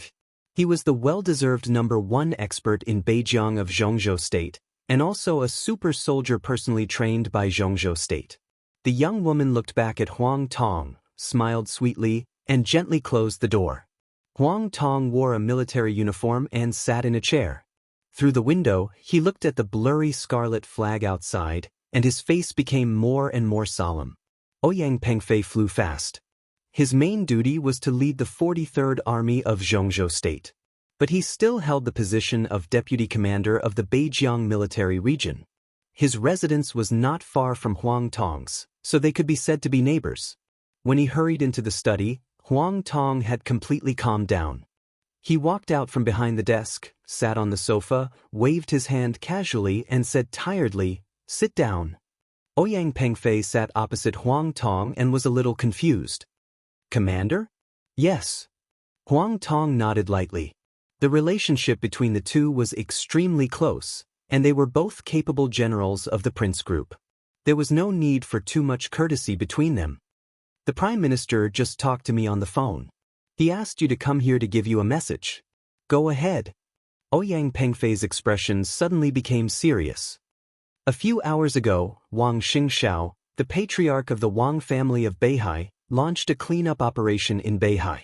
He personally issued an order that from today on, anyone who enters the border of Beihai without permission will be killed. All foreign combatants and intelligence personnel who don't belong to Beihai or even Mount Dibing are included in the cleanup scope. Before I spoke to the Prime Minister on the phone, 4 major generals of Zhongzhou State had died under Wang Xingxiao's order. Huang Tong said flatly. Ouyang Pengfei raised his eyebrows little by little. Smack! He slammed his palm on the sofa and said furiously, Bastard! Beihai is the territory of Zhongzhou State. Our general can go anywhere in Zhongzhou State. Who gave him the courage to attack a general of Zhongzhou State? Just? His voice was trembling with anger. In the end, he kept repeating, Bastard, bastard. 4 major generals were killed in one night. Ouyang Pengfei himself was a major general of Zhongzhou State. Although he didn't know much about the 4 major generals who died in the line of duty, he also felt sorry for them when he heard the news. No matter what, the Wang family of Beihai was just a wealthy family in Zhongzhou State. What kind of behavior was it to publicly kill a general of Zhongzhou State? It's treason. Ouyang Pengfei said angrily, the Wang family of Beihai should be killed. Yes, but things have come to this point. The Prime Minister also made some mistakes. But it doesn't matter. What matters is that everything the Prime Minister has done is for the future of Zhongzhou State. Huang Tong said. Ouyang Pengfei nodded and said in a deep voice, I understand. Huang Tong glanced at him and hesitated again. Ouyang Pengfei was keenly aware of Huang Tong's hesitation. He smiled and seemed to understand something. Commander, if there's any military order, just say it. I'll obey any order. Do you need me to go to Beihai to fight? I have no problem. He was a top superior of the half-step invincible realm cultivated by Zhongzhou State. His real strength might not reach the level of the invincible realm, but it wasn't weak either. If they wanted to target Beihai, an expert like him would definitely be called up. Ouyang Pengfei's eyes were calm and fearless. Aren't you afraid of death? Huang Tong also laughed. Of course I am, but it's not a reason for me to retreat. Ouyang Pengfei said with a smile, I volunteer to fight. I hope Commander will allow me to go to Beihai to fight. Huang Tong shook his head. Your mission is not in Beihai, but here. Here? Ouyang Pengfei frowned. Beihai is crucial, but so is Li Tianlun. Huang Tong said. Ouyang Pengfei's face gradually changed, and he looked a little stiff. The possibility of Li Tianlun cooperating with Beihai is very high, which is what Zhongzhou State doesn't want to see. If we can destroy the cooperation between them, it's the best, but if we can't, Huang Tong took a deep look at Ouyang Pengfei. Anyway, Li Tianlun can't appear on the battlefield now, and he can't even leave the prison. Ouyang Pengfei's smile disappeared, and it was almost invisible. His eyes were a little evasive. So, the Prime Minister's order for you is to lead all the members of the 43rd Division to block everything around the desert prison at all costs. No one is allowed to enter or leave. The Beijiang military region will transfer elites to fully cooperate with your blockade operation. Huang Tong looked at Ouyang Pengfei's eyes and said word by word. Ouyang Pengfei couldn't laugh at all. Block the desert prison. Block Li Tianlun. This task was like a huge stone. His heart continued to sink, so much so that he almost couldn't breathe. This is against Emperor Dong's palace and the one in the prison? Ouyang Pengfei's face was a little pale. Huang Tong didn't speak. His face was also a little pale. They were not afraid to offend the Wang family of Beihai at this time. But they really didn't want to offend Li Tianlun. Against the Wang family of Beihai, that was the action of Zhongzhou State. Countless forces were involved. They were mixed in, inconspicuous. Moreover, the Wang family of Beihai was more disciplined, so they would be relatively safe. But against Li Tianlun, they were in Beijiang. There would be a second force. Carrying out Chen Fangqing's order meant that they were the only force against Li Tianlun. Li Tianlun was not the Wang family of Beihai. He gave Zhongzhou State the impression that he was extremely crazy. Whether it was fighting against external forces or internal forces, he was extremely crazy and ruthless. The two tragedies of the Tang family and the Qi family in Yuzhou had fully explained what would happen if they angered Li Tianlun. At this time, in the face of this order, both Ouyang Pengfei and Huang Tong were a little scared. They really didn't dare to do it. But they had to do it. Huang Tong was very clear that Chen Fangqing had taken the lead in all the actions against the Wang family of Beihai. And in the shortest time, he got the support of most of the forces of the Prince Group. The Prince Group didn't have a good impression of the Southeast Group and the Wang family of Beihai. If there was a chance, they would not be polite. This was like a big gamble. The Prince Group thought they had enough chips and confidence to sit on the gambling table. Chen Fangqing might be thinking about the future of Zhongzhou State. But many people were also thinking about the future of the Prince Group. It was foreseeable that once the Wang family of Beihai was really defeated, even if the Southeast Group didn't fall apart, its vitality would be greatly damaged and it would become the weakest group today. This meant unimaginable benefits and right to speak. At that time, Chen Fangqing and the Prince Group, as the leaders of everything, would be rich and crazy. This kind of harvest was enough to make them the first group in Zhongzhou State, or even the only group. At present, targeting Beihai and blocking Li Tianlun was the will of the entire Prince Group. Huang Tong and Ouyang Pengfei couldn't refuse at all. Even if they didn't want to do it, they had to obey the order. They were all senior officers of Zhongzhou State. Disobedience was equivalent to desertion. The result would not be better than offending Li Tianlun. Pengfei, I know you're in a difficult position. To be honest, I'm the same. Huang Tong said softly, but we have no choice. Ouyang Pengfei smiled bitterly and didn't know what to say. Execute it.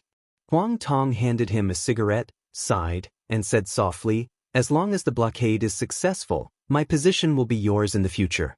And I'm sure that this position will not be your end. The Prince Group also knew that blocking Li Tianlun would put Huang Tong and Ouyang Pengfei in a difficult position, so they promised huge benefits.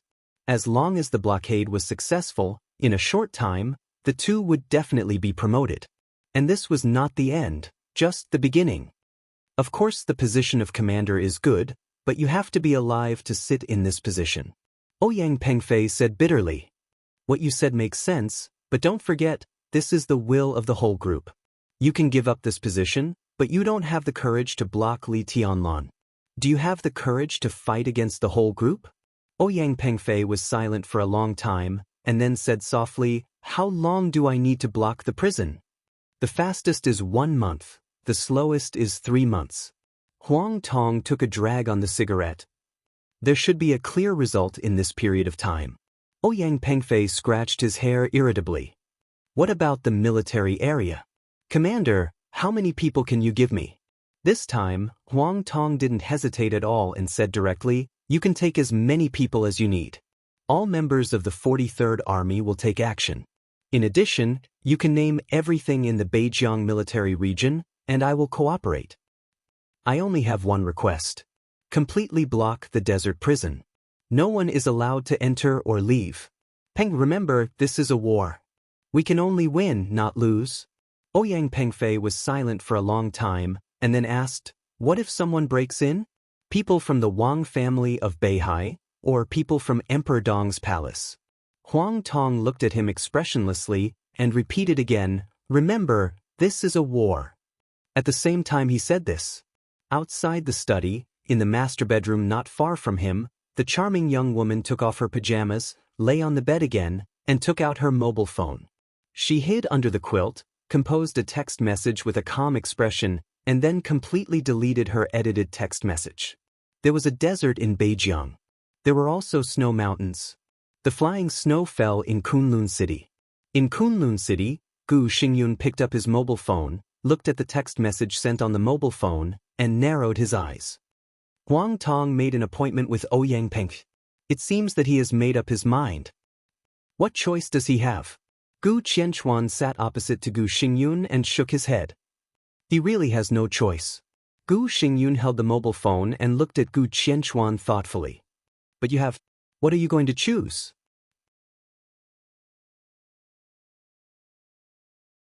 Chapter 840. Gu Qianchuan sat opposite Gu Xingyun. In the past 2 years, he had lost a lot of weight. His hair had turned white, and one of his sleeves was fluttering in the wind. He looked old and miserable.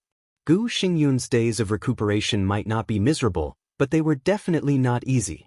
Even though he was also an expert of the invincible realm, as Gu Xingyun fell silent, Gu Qianchuan still faced unimaginable pressure.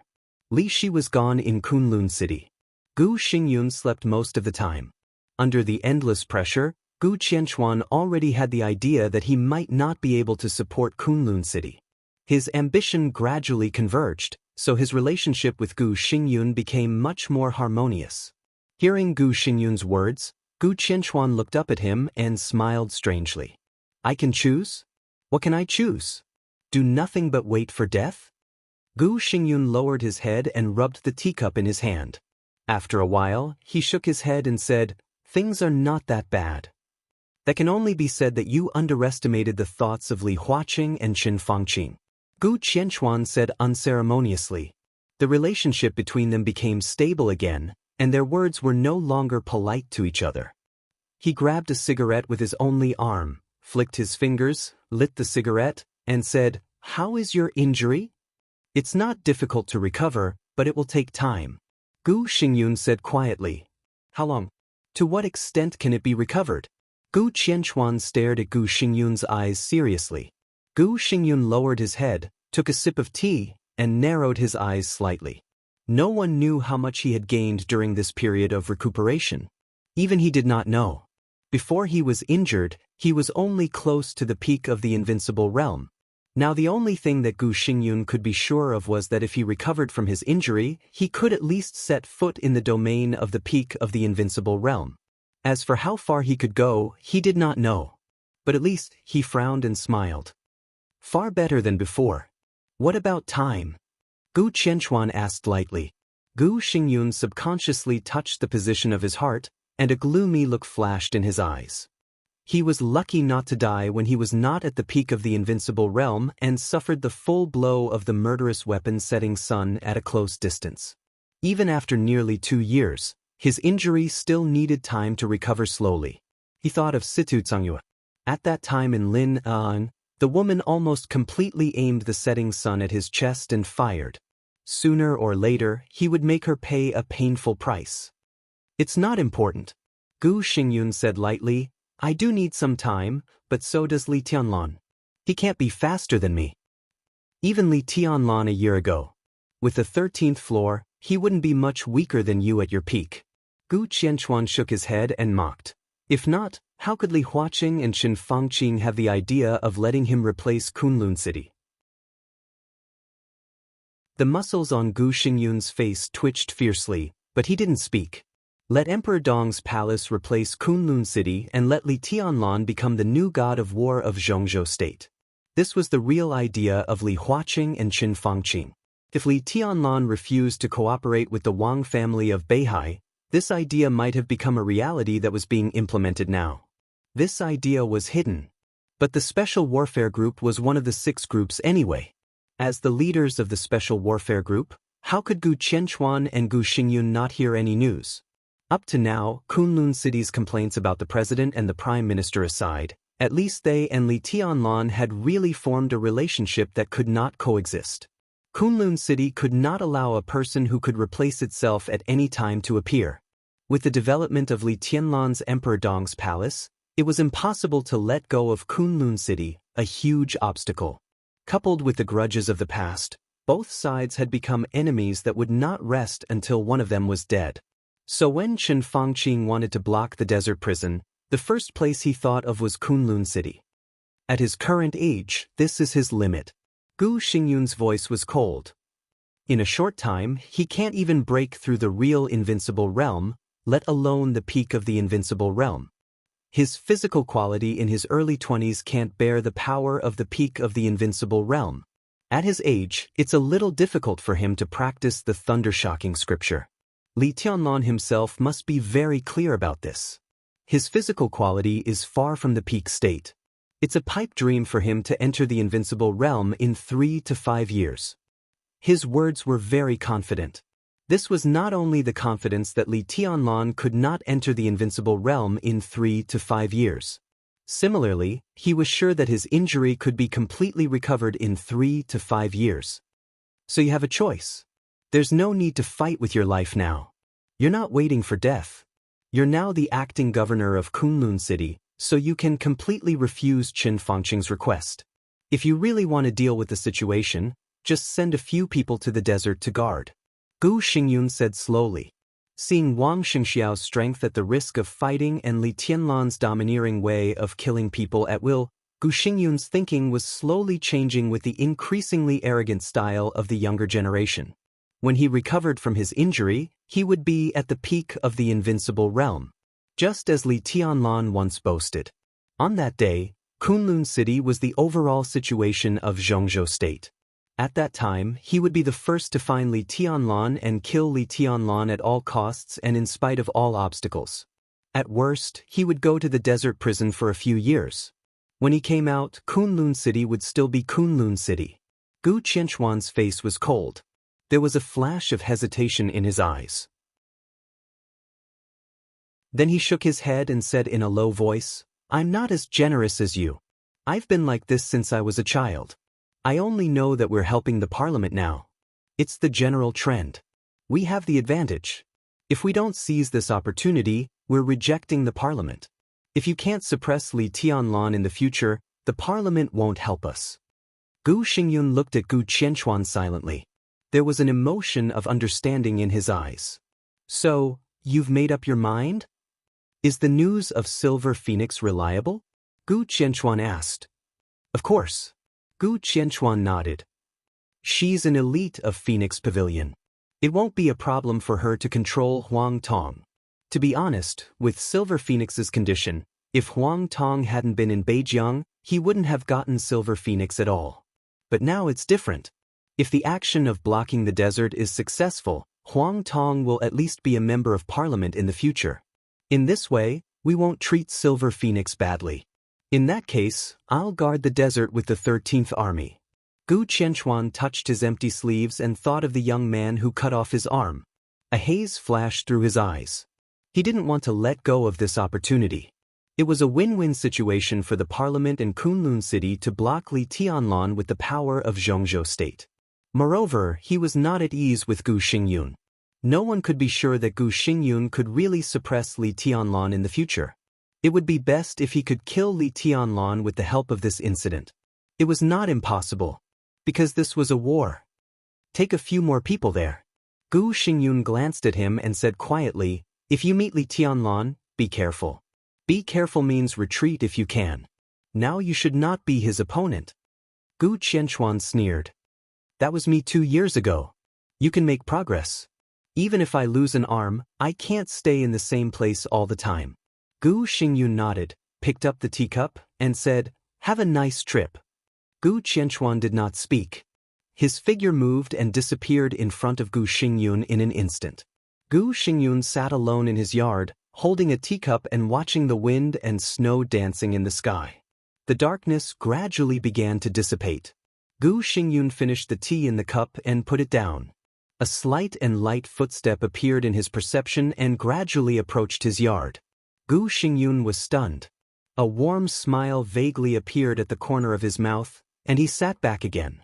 No one knocked on the door. The gate of the yard was gently pushed open from the outside. A girl in a long skirt came in. There seemed to be a fog in the yard. It was as light as sand. It was a kind of hazy and ethereal aura. Ethereal, smart, dreamy, and cold. The whole yard seemed to be in a trance with the appearance of the girl. Some people's bodies seemed to truly have immortal energy. At a glance, it was as if they didn't belong to the mortal world, not eating the food of the mortal world. She wasn't arrogant, She was calm and quiet, but it was as if she was always standing outside the mortal world, cold, quiet, and perfect. Gu Xingyun quietly looked at the perfect girl who was like a fairy. His eyes were full of love, like a father seeing his own daughter. "Teacher." The girl came to Gu Xingyun and bowed slightly.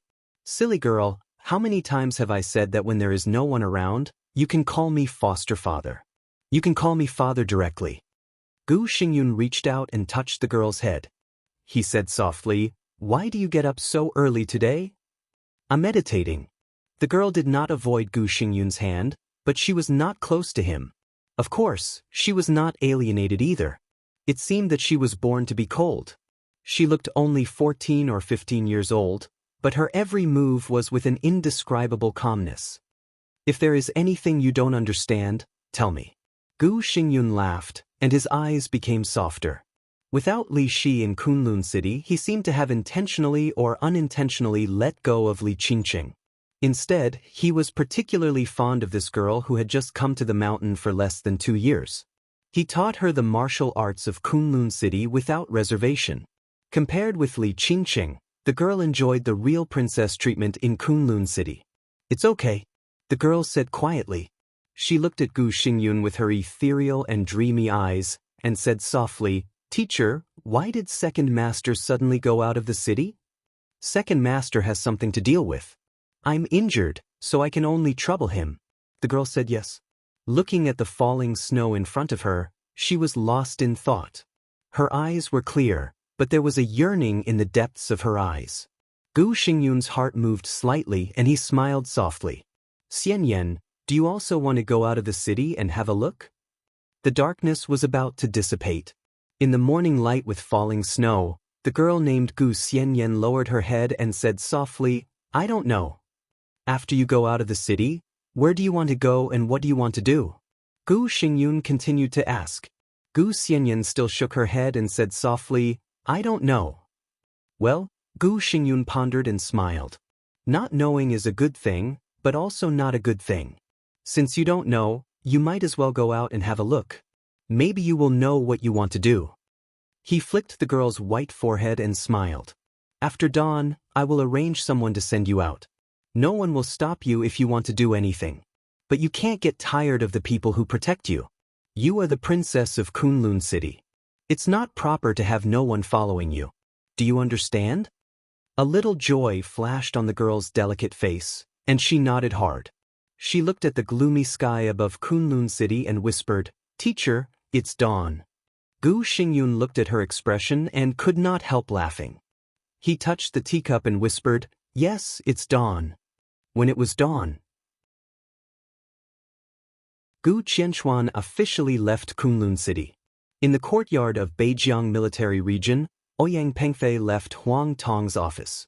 The 43rd Army near the desert began to assemble quickly. This morning, in Kunlun City, which seemed to have been forgotten by many people, Gu Xingyun took Gu Xianyan's small hand and told her many times. He supported his unhealed body and sent her out of Kunlun City step by step.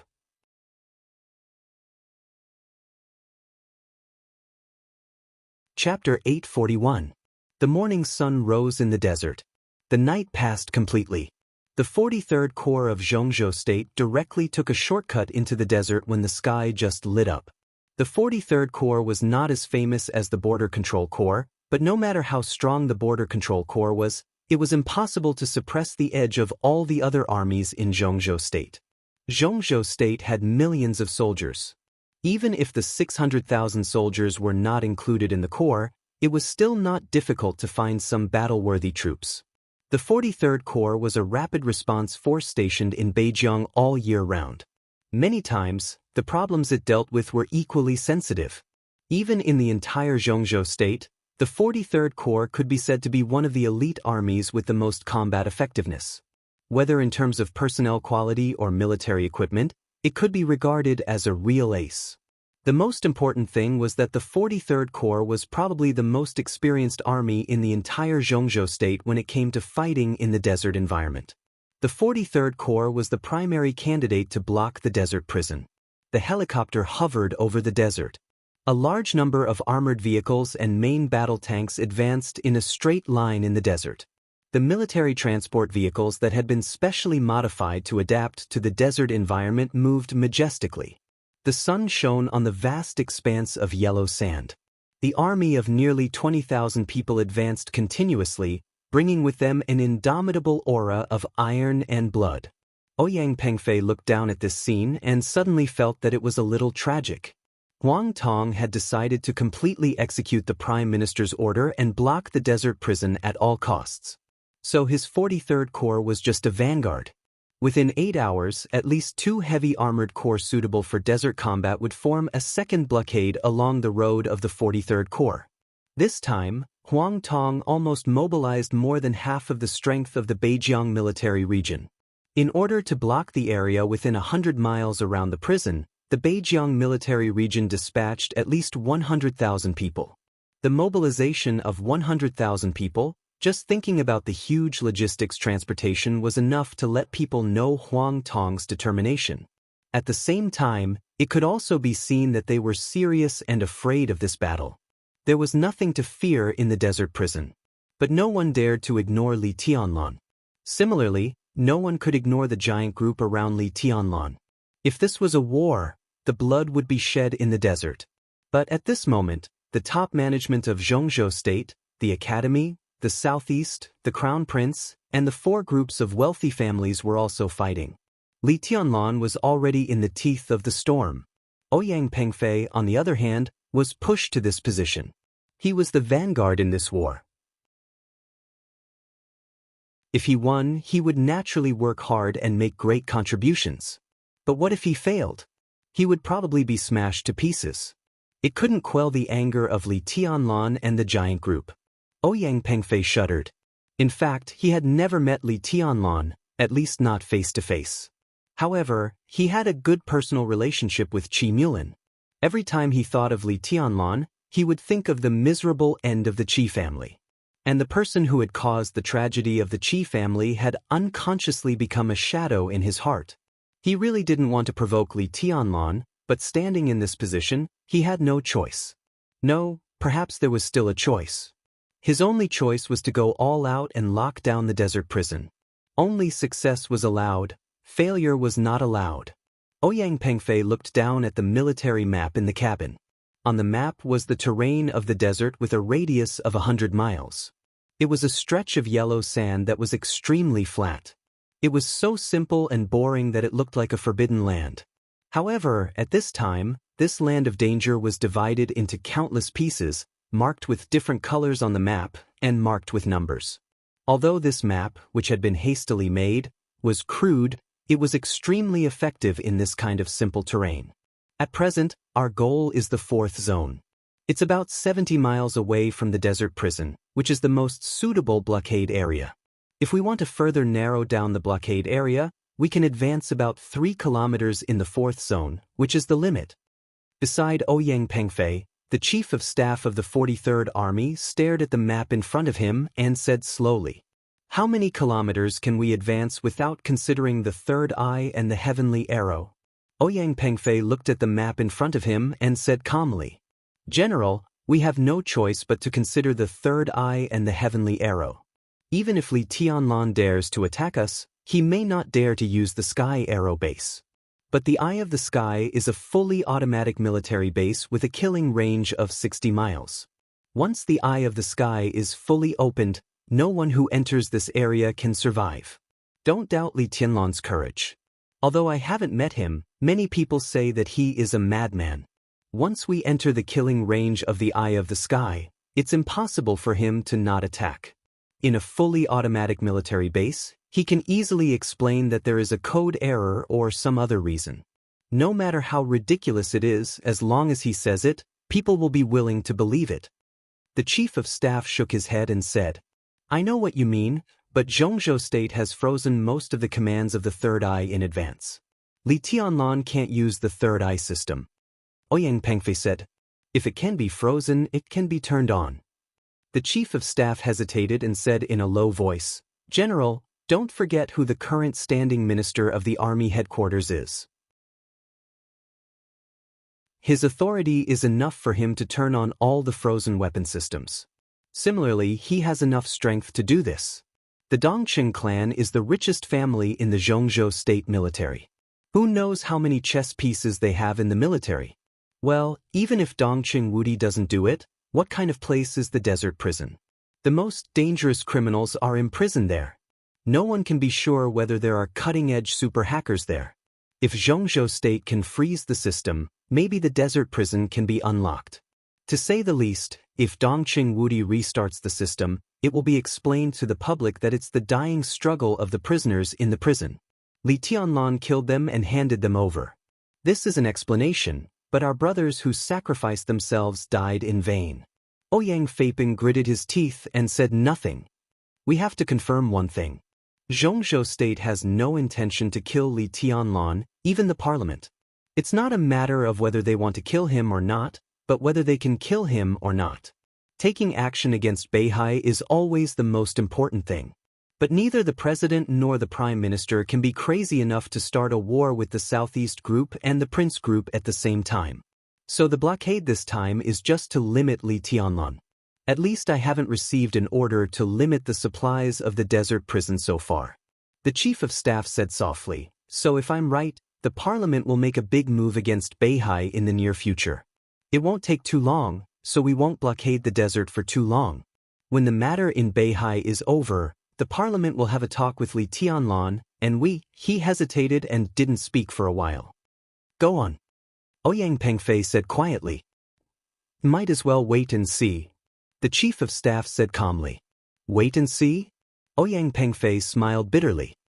We are at the forefront of this conflict. How can we wait and see? We are indeed very far ahead at present, but it's not a bad thing. At least if someone wants to rush in from the outside, they will first face the troops behind us. As for the direction of the desert prison, I don't know what happened to make the prime minister give such an order, but Li Tianlan won't know it at night. For a while, he shouldn't respond too violently. Even if he does take action, there are still people in front of us who can shelter us. The chief of staff smiled and said softly, His Highness Gu Qianchuan should be coming, right?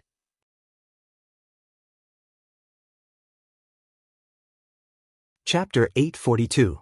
About the fairy face in Kunlun City, wasn't it written in Volume 4, Chapter 41, Xian Xuanzi took it from Mormons.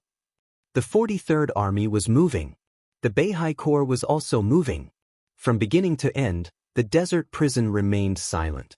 Beihai Province also remained silent. Hence, when news of the movements of the North Sea Legion and the 43rd Division reached the Central Continent, the first people to panic weren't the people in the desert prison or the North Sea Province. Instead, the first people to panic were the leaders in the Central Continent's upper echelons. This year, tomorrow was destined to be the most sensitive time. It happened once every 10 years, like reincarnation. These leaders had long been used to such changes, but as the situation developed, some conflicts became more and more intense.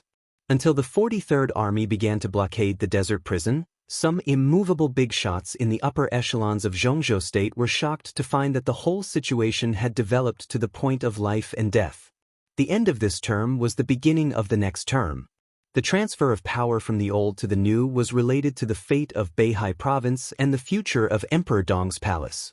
It was no exaggeration to say that the change of power, Beihai, and Emperor Dong's palace had been closely linked because it involved the Southeast, the Crown Prince, the Academy, and the Giant Group. Among the 6 groups in Zhongzhou state, the 4 strongest groups were involved and became the 2 sides of the game. The Beihai Group and the Special Warfare Group also had their own space to move. All the people in Zhongzhou state who were qualified to participate in this matter had already participated. Everyone had different pursuits, but the results they hoped for were the same. Li Huaqing and Chen Fangqing might be thinking about the future of Zhongzhou state, but more people were thinking about the possible benefits in the future. The game of Beihai was the key before the change of power. If Beihai won, the Academy and the Prince Group would naturally lose a lot of strength. If Beihai lost, in the next 10 years, their power would shrink again until they completely disappeared in Zhongzhou state. Many people were silently participating and silently observing the aggressiveness of the Prince Group and the academics, observing the compromise and retreat of the Southeast Group and the Prince Group quietly. Almost everyone who didn't know the inside story thought that the situation had formed a delicate balance. But the balance was completely broken overnight. The Beihai Corps searched the entire province. The 43rd Army directly blockaded the desert prison. If it was a game before, right now, such a direct and forceful style was almost equivalent to a war. The War of Zhongzhou State. In the hundreds of years since the founding of the country, there had been countless changes of power in Zhongzhou State, but there had never been a war. What about this time? As the actions of Zhongzhou State and Beihai became more and more intense, the entire Zhongzhou State began to get nervous. In the office of the executive minister of the army headquarters building, Dong Qingwudi smoked silently, squinting at a report from the Beijiang military region in his hand. The report was very short, and the content was even simpler. It said that the 43rd Division had joined forces with 2 other heavy armored divisions to conduct a large-scale exercise. Dong Qingwudi did not look at this kind of serious nonsense. He mainly looked at a signature below. It was Li Huaqing's personal signature. The president of Zhongzhou State had always been the minister of the army headquarters, but most of the time it was just a nominal title. The executive minister presided over the daily work of the army headquarters. Reports like the one in the northern borderline were usually transmitted to the executive minister first, and then continued to be reported. But this time, it was the complete opposite. Without Dong Qingwudi's knowledge, the report from Beijiang had fallen into Li Huaqing's hands. After Li Huaqing signed it, the report came to the army headquarters. In other words, Li Huaqing agreed to this maneuver. Under such circumstances, Dong Qingwudi's opinion was no longer important. When the president had clearly expressed his opinion, even if he had a different opinion, he could not say it, otherwise, he would be immature. Therefore, he frowned slightly and raised the document in his hand several times, but finally put it on the table helplessly. This document is a little interesting. Yi Dongxing picked up the document, glanced at it, and said with a smile. Dong Qingwudi glanced at him, shook his head, and said nothing. At present, the president's attitude seems to be a little vague.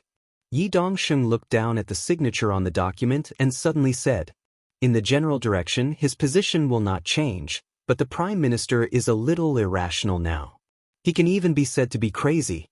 Naturally, the president will not accompany him to the end."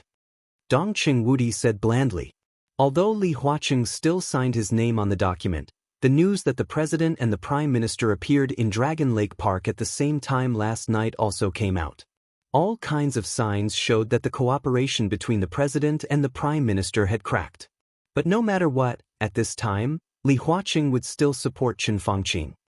"The situation is in our favor," Yi Dongxing said with certainty. Dong Qingwudi snorted softly and said with some dissatisfaction, "We still need some evidence. We just arrested him last night. Even if we interrogate him, it will take some time." Yi Dongxing spread his hands helplessly. "But don't worry, we will get what we should get soon. When the evidence is put in front of the president, what do you think his attitude will be?" Li Huaqing knew that Qin Fangqing had started the termination plan. The Wang family of Beihai also knew. But now there was no evidence that could directly prove that the termination plan was Qin Fangqing's doing. Sometimes evidence was important, and sometimes it was not at all.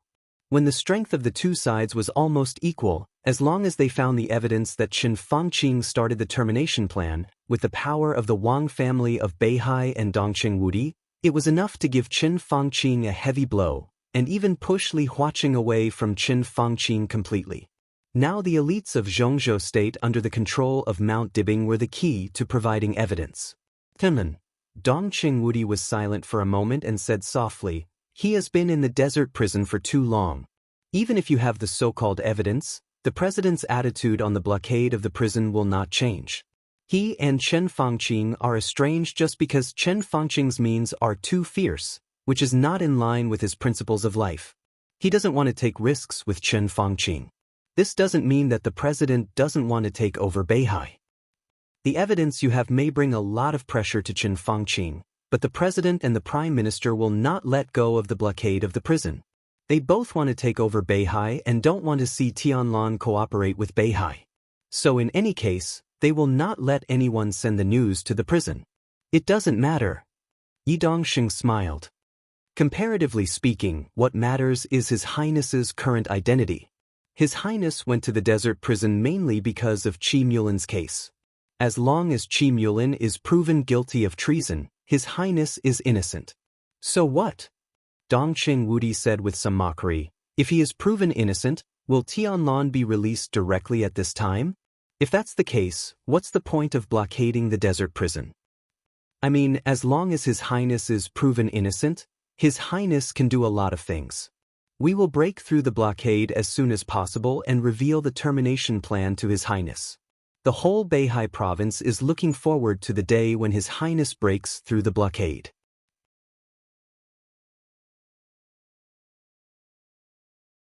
Chapter 843. The prisoners in the desert prison were still calm. Without any information channels, they had no way of knowing what was happening in the outside world. However, the higher-ups of the prison were on high alert. The conference room that was used by Li Huaqing and Chen Fangqing as a negotiation venue was filled with people.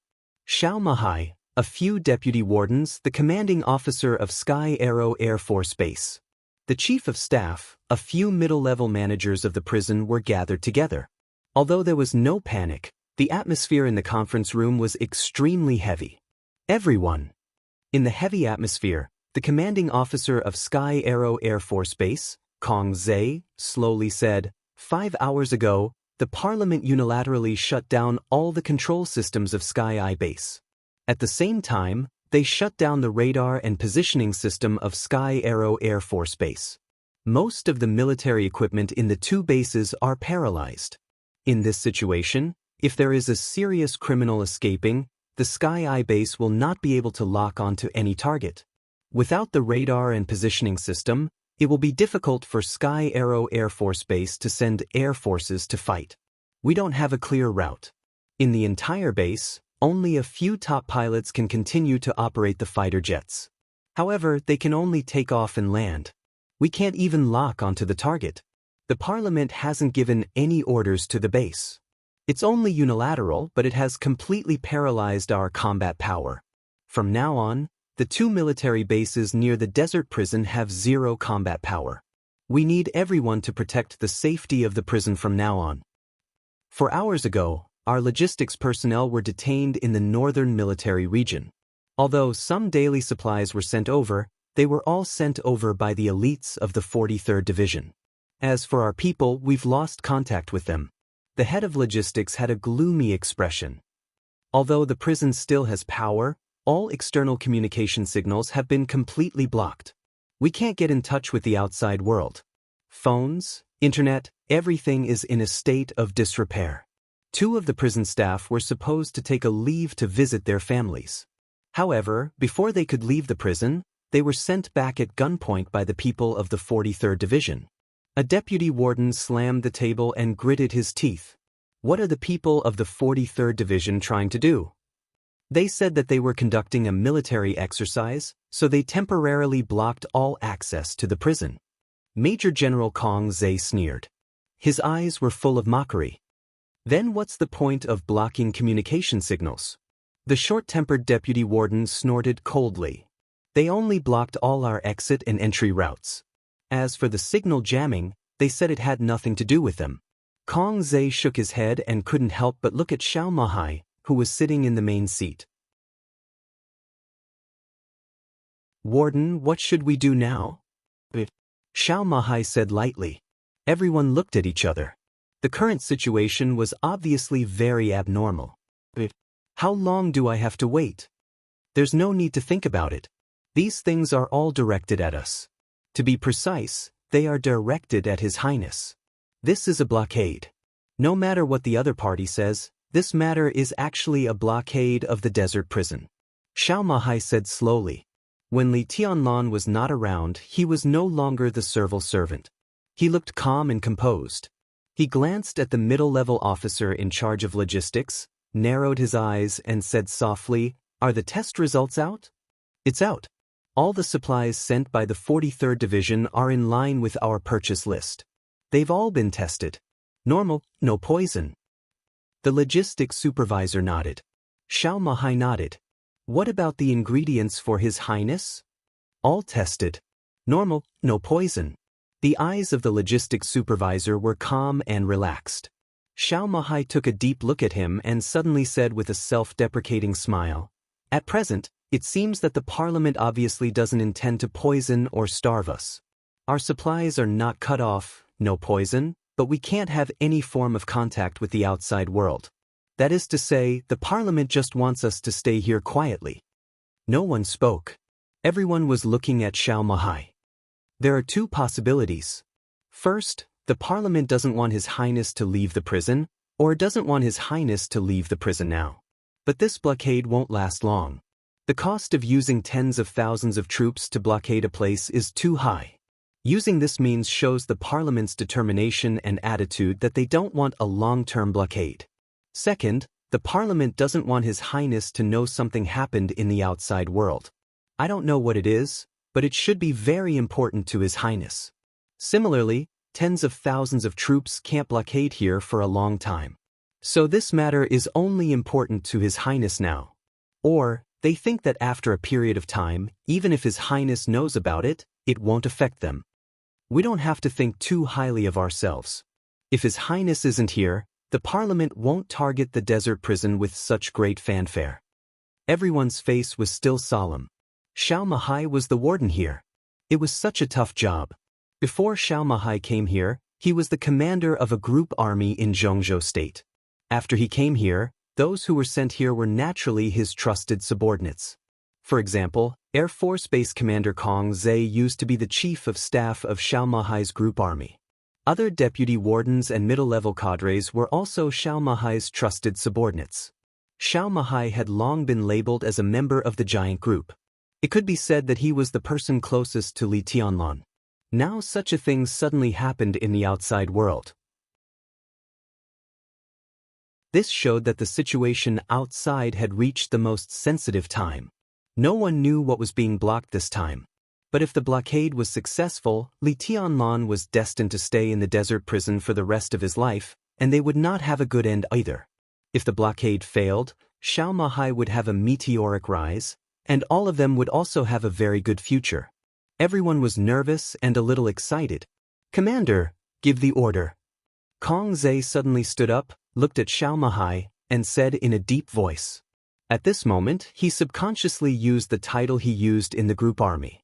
Xiaomahai took a deep look at him and laughed. "I don't know what they are blocking, or they don't want His Highness to leave.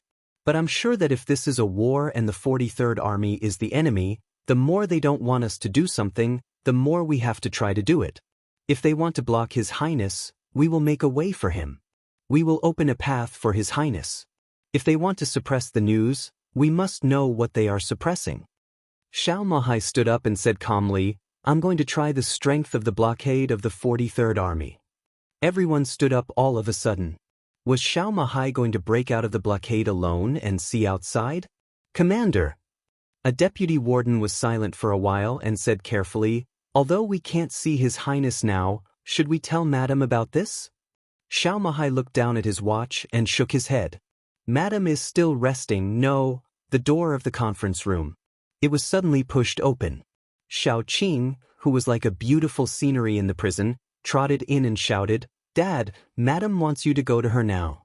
Xiaomahai's body stopped, and then he turned and walked out of the conference room without hesitation. Everyone in the conference room looked at each other and finally sat down. Xiaomahai came to Li Tianlan and Qin Weibai's dormitory as fast as he could. After getting up, Qin Weibai, who was neatly dressed, had already had breakfast. She was sitting in a chair and flipping through a thick notebook in her hand. "Madam." Xiaomahai's voice was respectful and he wanted to say something but stopped on second thought. "What happened?" Qin Weibai glanced at him and said quietly, "The internet suddenly can't be used." "Not only the internet." Xiaomahai smiled bitterly. "All the communication equipment can't be used. The 43rd Army blocked all the passages to and from the prison at the same time. At present, the desert prison has been completely isolated. We can't contact the outside world, and the outside world can't contact us either." Qin Weibai's hand that was flipping through the notebook suddenly stopped, and she was silent for a long time. Something happened to Yuetong.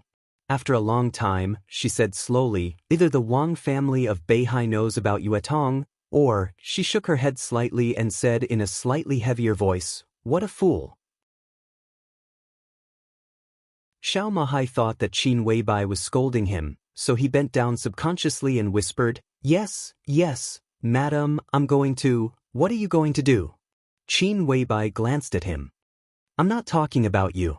I'm talking about the person who plans to deal with Yuetong. What a fool. Xiao Mahai thought of the negotiation between Li Tianlan and Wang Xianxia some time ago, and vaguely seemed to understand something. If the blockade of the desert prison was to prevent His Highness from cooperating with the Wang family of Beihai, then who personally ordered the blockade of the prison? The president? Or the prime minister? Xiao Mahai was a little nervous, but then he became determined. What are you thinking about? Qin Weibai asked calmly. Madam, their blockade is too hasty. We don't know what's going on outside, and we don't know the specific reason why they suddenly blockade the prison. This is too passive. I think we should take advantage of the time when their blockade is not strict to break out. At least we can get some information. Xiao Mahai whispered, I want to go and have a look. Qin Weibai raised her head, looked at Xiao Mahai seriously and asked, do you know the consequences of doing this? Xiao Mahai was stunned and said blankly, I haven't thought about it. Once you fail to break out, you will be 100% accused of treason, and then you may not come back. Qin Weibai said lightly. Xiao Mahai was silent for a long time, and then said sullenly, at least it's better than doing nothing. Qin Weibai lowered her head, looked at the notebook in her hand and said softly, it's okay. Xiao Mahai narrowed his eyes and did not speak. Qin Weibai did not speak either. Her eyes were fixed on the page of the notebook, on the last paragraph of the page. In October of the same year, Jiang Qiansong and his brothers died in South Africa, and the legend of Qin disappeared. In February of the next year, the East Emperor's guards came out and killed 3 invincible realm experts, shocking the world. The guards stood in front of the East Emperor Palace for 2 years, accompanied them day and night, and finally died in Beihai. The first and only guard of the East Emperor Palace. His code name is Ruthless.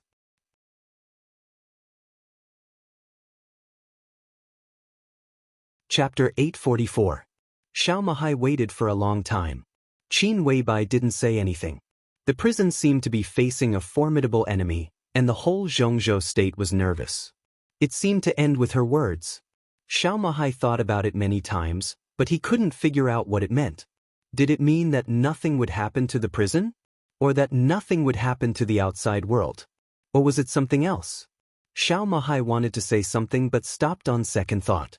He was actually a little afraid of Qin Weibai, or not exactly afraid. But in front of her, he always had a kind of uneasiness that he couldn't describe. Qin Weibai was not an easy person to get along with. She and Li Tianlan both looked very quiet. But Li Tianlan was purely quiet. And Qin Weibai's silence had a kind of indescribable indifference and arrogance. No matter where she was, what she did, and what posture she had a kind of unattainable calmness and coldness. This kind of sharpness that was enough to make most people shrink back might only be restrained when she was around Li Tianlan. When Xiao Mahai was alone with her, his posture was even more respectful than when he was with Li Tianlan. Do what you have to do. Qin Weibai turned a page of the notebook. She didn't look up, but said quietly, okay. Xiao Mahai nodded and turned to leave. He didn't react until he was out of the door. What he had to do? Serving Li Tianlan was his biggest responsibility. But he hadn't seen Li Tianlan for nearly 2 months. Li Tianlan was now raising his sword.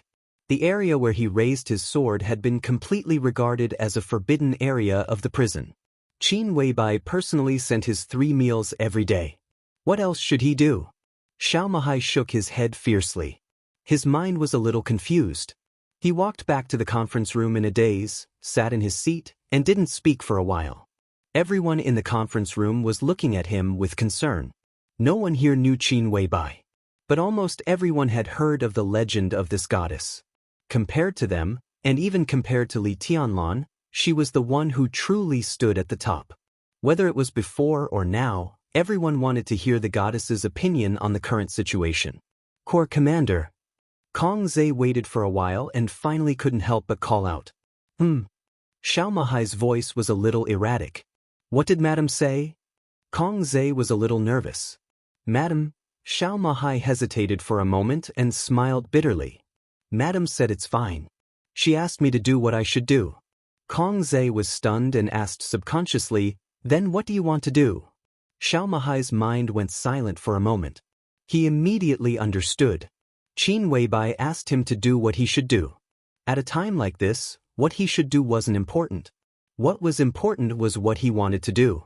Before he went to see Qin Weibai, he decided to break through the blockade outside the prison by himself.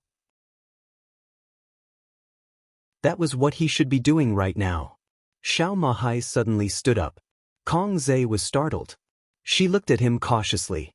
What's the situation outside? Xiao Mahai asked in a deep voice. An hour ago, in addition to the 43rd Army, the Beijiang military region also used 2 heavy armored regiments.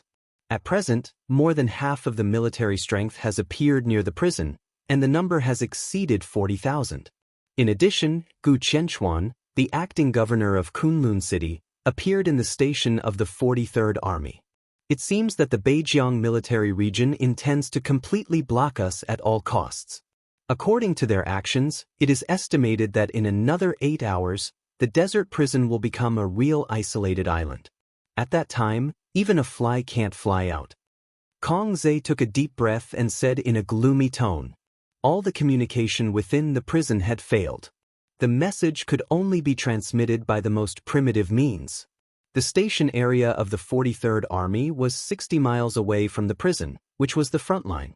The people they sent out must be close to the front line, then run back to report the news, and then run back again, back and forth. The news, he said, was the latest situation that came an hour ago. Gu Qianchuan, 40,000 people, 8 hours. Xiao Mahai narrowed his eyes tightly and muttered to himself. Corps Commander, I'll kill our way out with you. The deputy warden, who was in charge of interrogations, stood up and said resolutely, you're right. He had always been hot-tempered. Seeing that Xiao Mahai wanted to break out, he didn't bother to consider any consequences and directly showed his attitude. Nonsense. Kong Zhe glared at him. At this time, there is no possibility of success to break out. Tens of thousands of people gathered in such a small place in the desert. There are countless detection instruments, a large number of advanced military equipment, and experts of the invincible realm. It's impossible to break out. We have to do it even if it's impossible. Xiao Mahai said. Kong Zhe froze for a moment. This time, the blockade is aimed at Your Highness and Emperor Dong's palace. It's not appropriate for Your Highness to show up for the time being. But it doesn't mean that Emperor Dong's palace doesn't need to show its attitude in the face of the army of Zhongzhou State. This kind of attitude can only be expressed by me. Xiao Mahai said calmly, I'm the director of Emperor Dong's palace. The army has sealed us. If I don't show up, should I let Madam take the risk? His Highness and his wife built the current Emperor Dong's palace together. We have all kinds of reputations in the outside world, but we never shrink back. We are cowards who bully the weak and fear the strong. We don't have such a reputation now, and we can't have it in the future. But Kong Zhe was a little annoyed. But it's Zhongzhou State that seals us. Zhongzhou State, Emperor Dong's palace, Li Tianlan. No one would think that the three were not one. Toughness, madness, and overbearingness were all external. But Zhongzhou State was still one of them. Yes, it's Zhongzhou State that seals us. Xiao Mahai said meaningfully. Kong Zhe froze and took a deep look at Xiao Mahai. At this moment, no one could understand Xiao Mahai's meaning except for him. From this moment on, the most bitter lieutenant general in Zhongzhou State seemed to have completely unloaded all his identities in Zhongzhou State and completely stood in the position of the director of Emperor Dong's palace. Corps Commander, we can't be sure of His Highness's attitude. Kong Zhe became serious and said slowly, I can be sure. Xiao Mahai smiled and whispered, I remember when His Highness was in Eastern Europe 2 years ago, he once said something to Sword Emperor. Kong Zhe was a little confused. At that time, Li Tianlan was still the youngest marshal in Zhongzhou state. His every move and every word was the focus of attention. Many sensitive topics would also be recorded, but they could only be viewed with certain authority. After all, Xiao Mahai was a lieutenant general, and he had enough authority. The words and deeds of some people that needed his authority to see were often sensitive. Maybe many years later, a certain person or a certain sentence would appear in the history of Zhongzhou state. What is it? Kongze asked. Xiao Mahai took a deep breath. A tiny but incomparably sharp electric arc curled around his body, faintly discernible. He had not fought with others for many years, but he was forcibly recovering. His body was straight, and his fighting intent was rising little by little. In the subtle light of the arc, he looked extremely determined. If Zhongzhou state doesn't let me down, I won't let Zhongzhou state down. Xiao Mahai said lightly, whether it's His Highness or Emperor Dong's palace, or even everyone, it should be the same. Li Tianlan said this in Eastern Europe, but until now, no one had asked Li Tianlan what would happen if Zhongzhou state failed him. What was sacred, lofty, worthy of love, and worthy of everything in everyone's eyes would not be let down. So this question was meaningless. When that day came, there were only choices. Just like Xiao Mahai's choice now. It represented the choice of Emperor Dong's palace. Outside the prison, the morning sun rose high in the sky. Under the scorching sun, thousands of miles of yellow sand could be seen. An incomparably dazzling lightning rushed out of the gate of the desert prison and rushed to the front line 60 miles away. It moved forward with indomitable will. You're tuning in to the Wang Lin's Journey YouTube channel. Don't forget to subscribe and join us on this journey to catch the most captivating stories.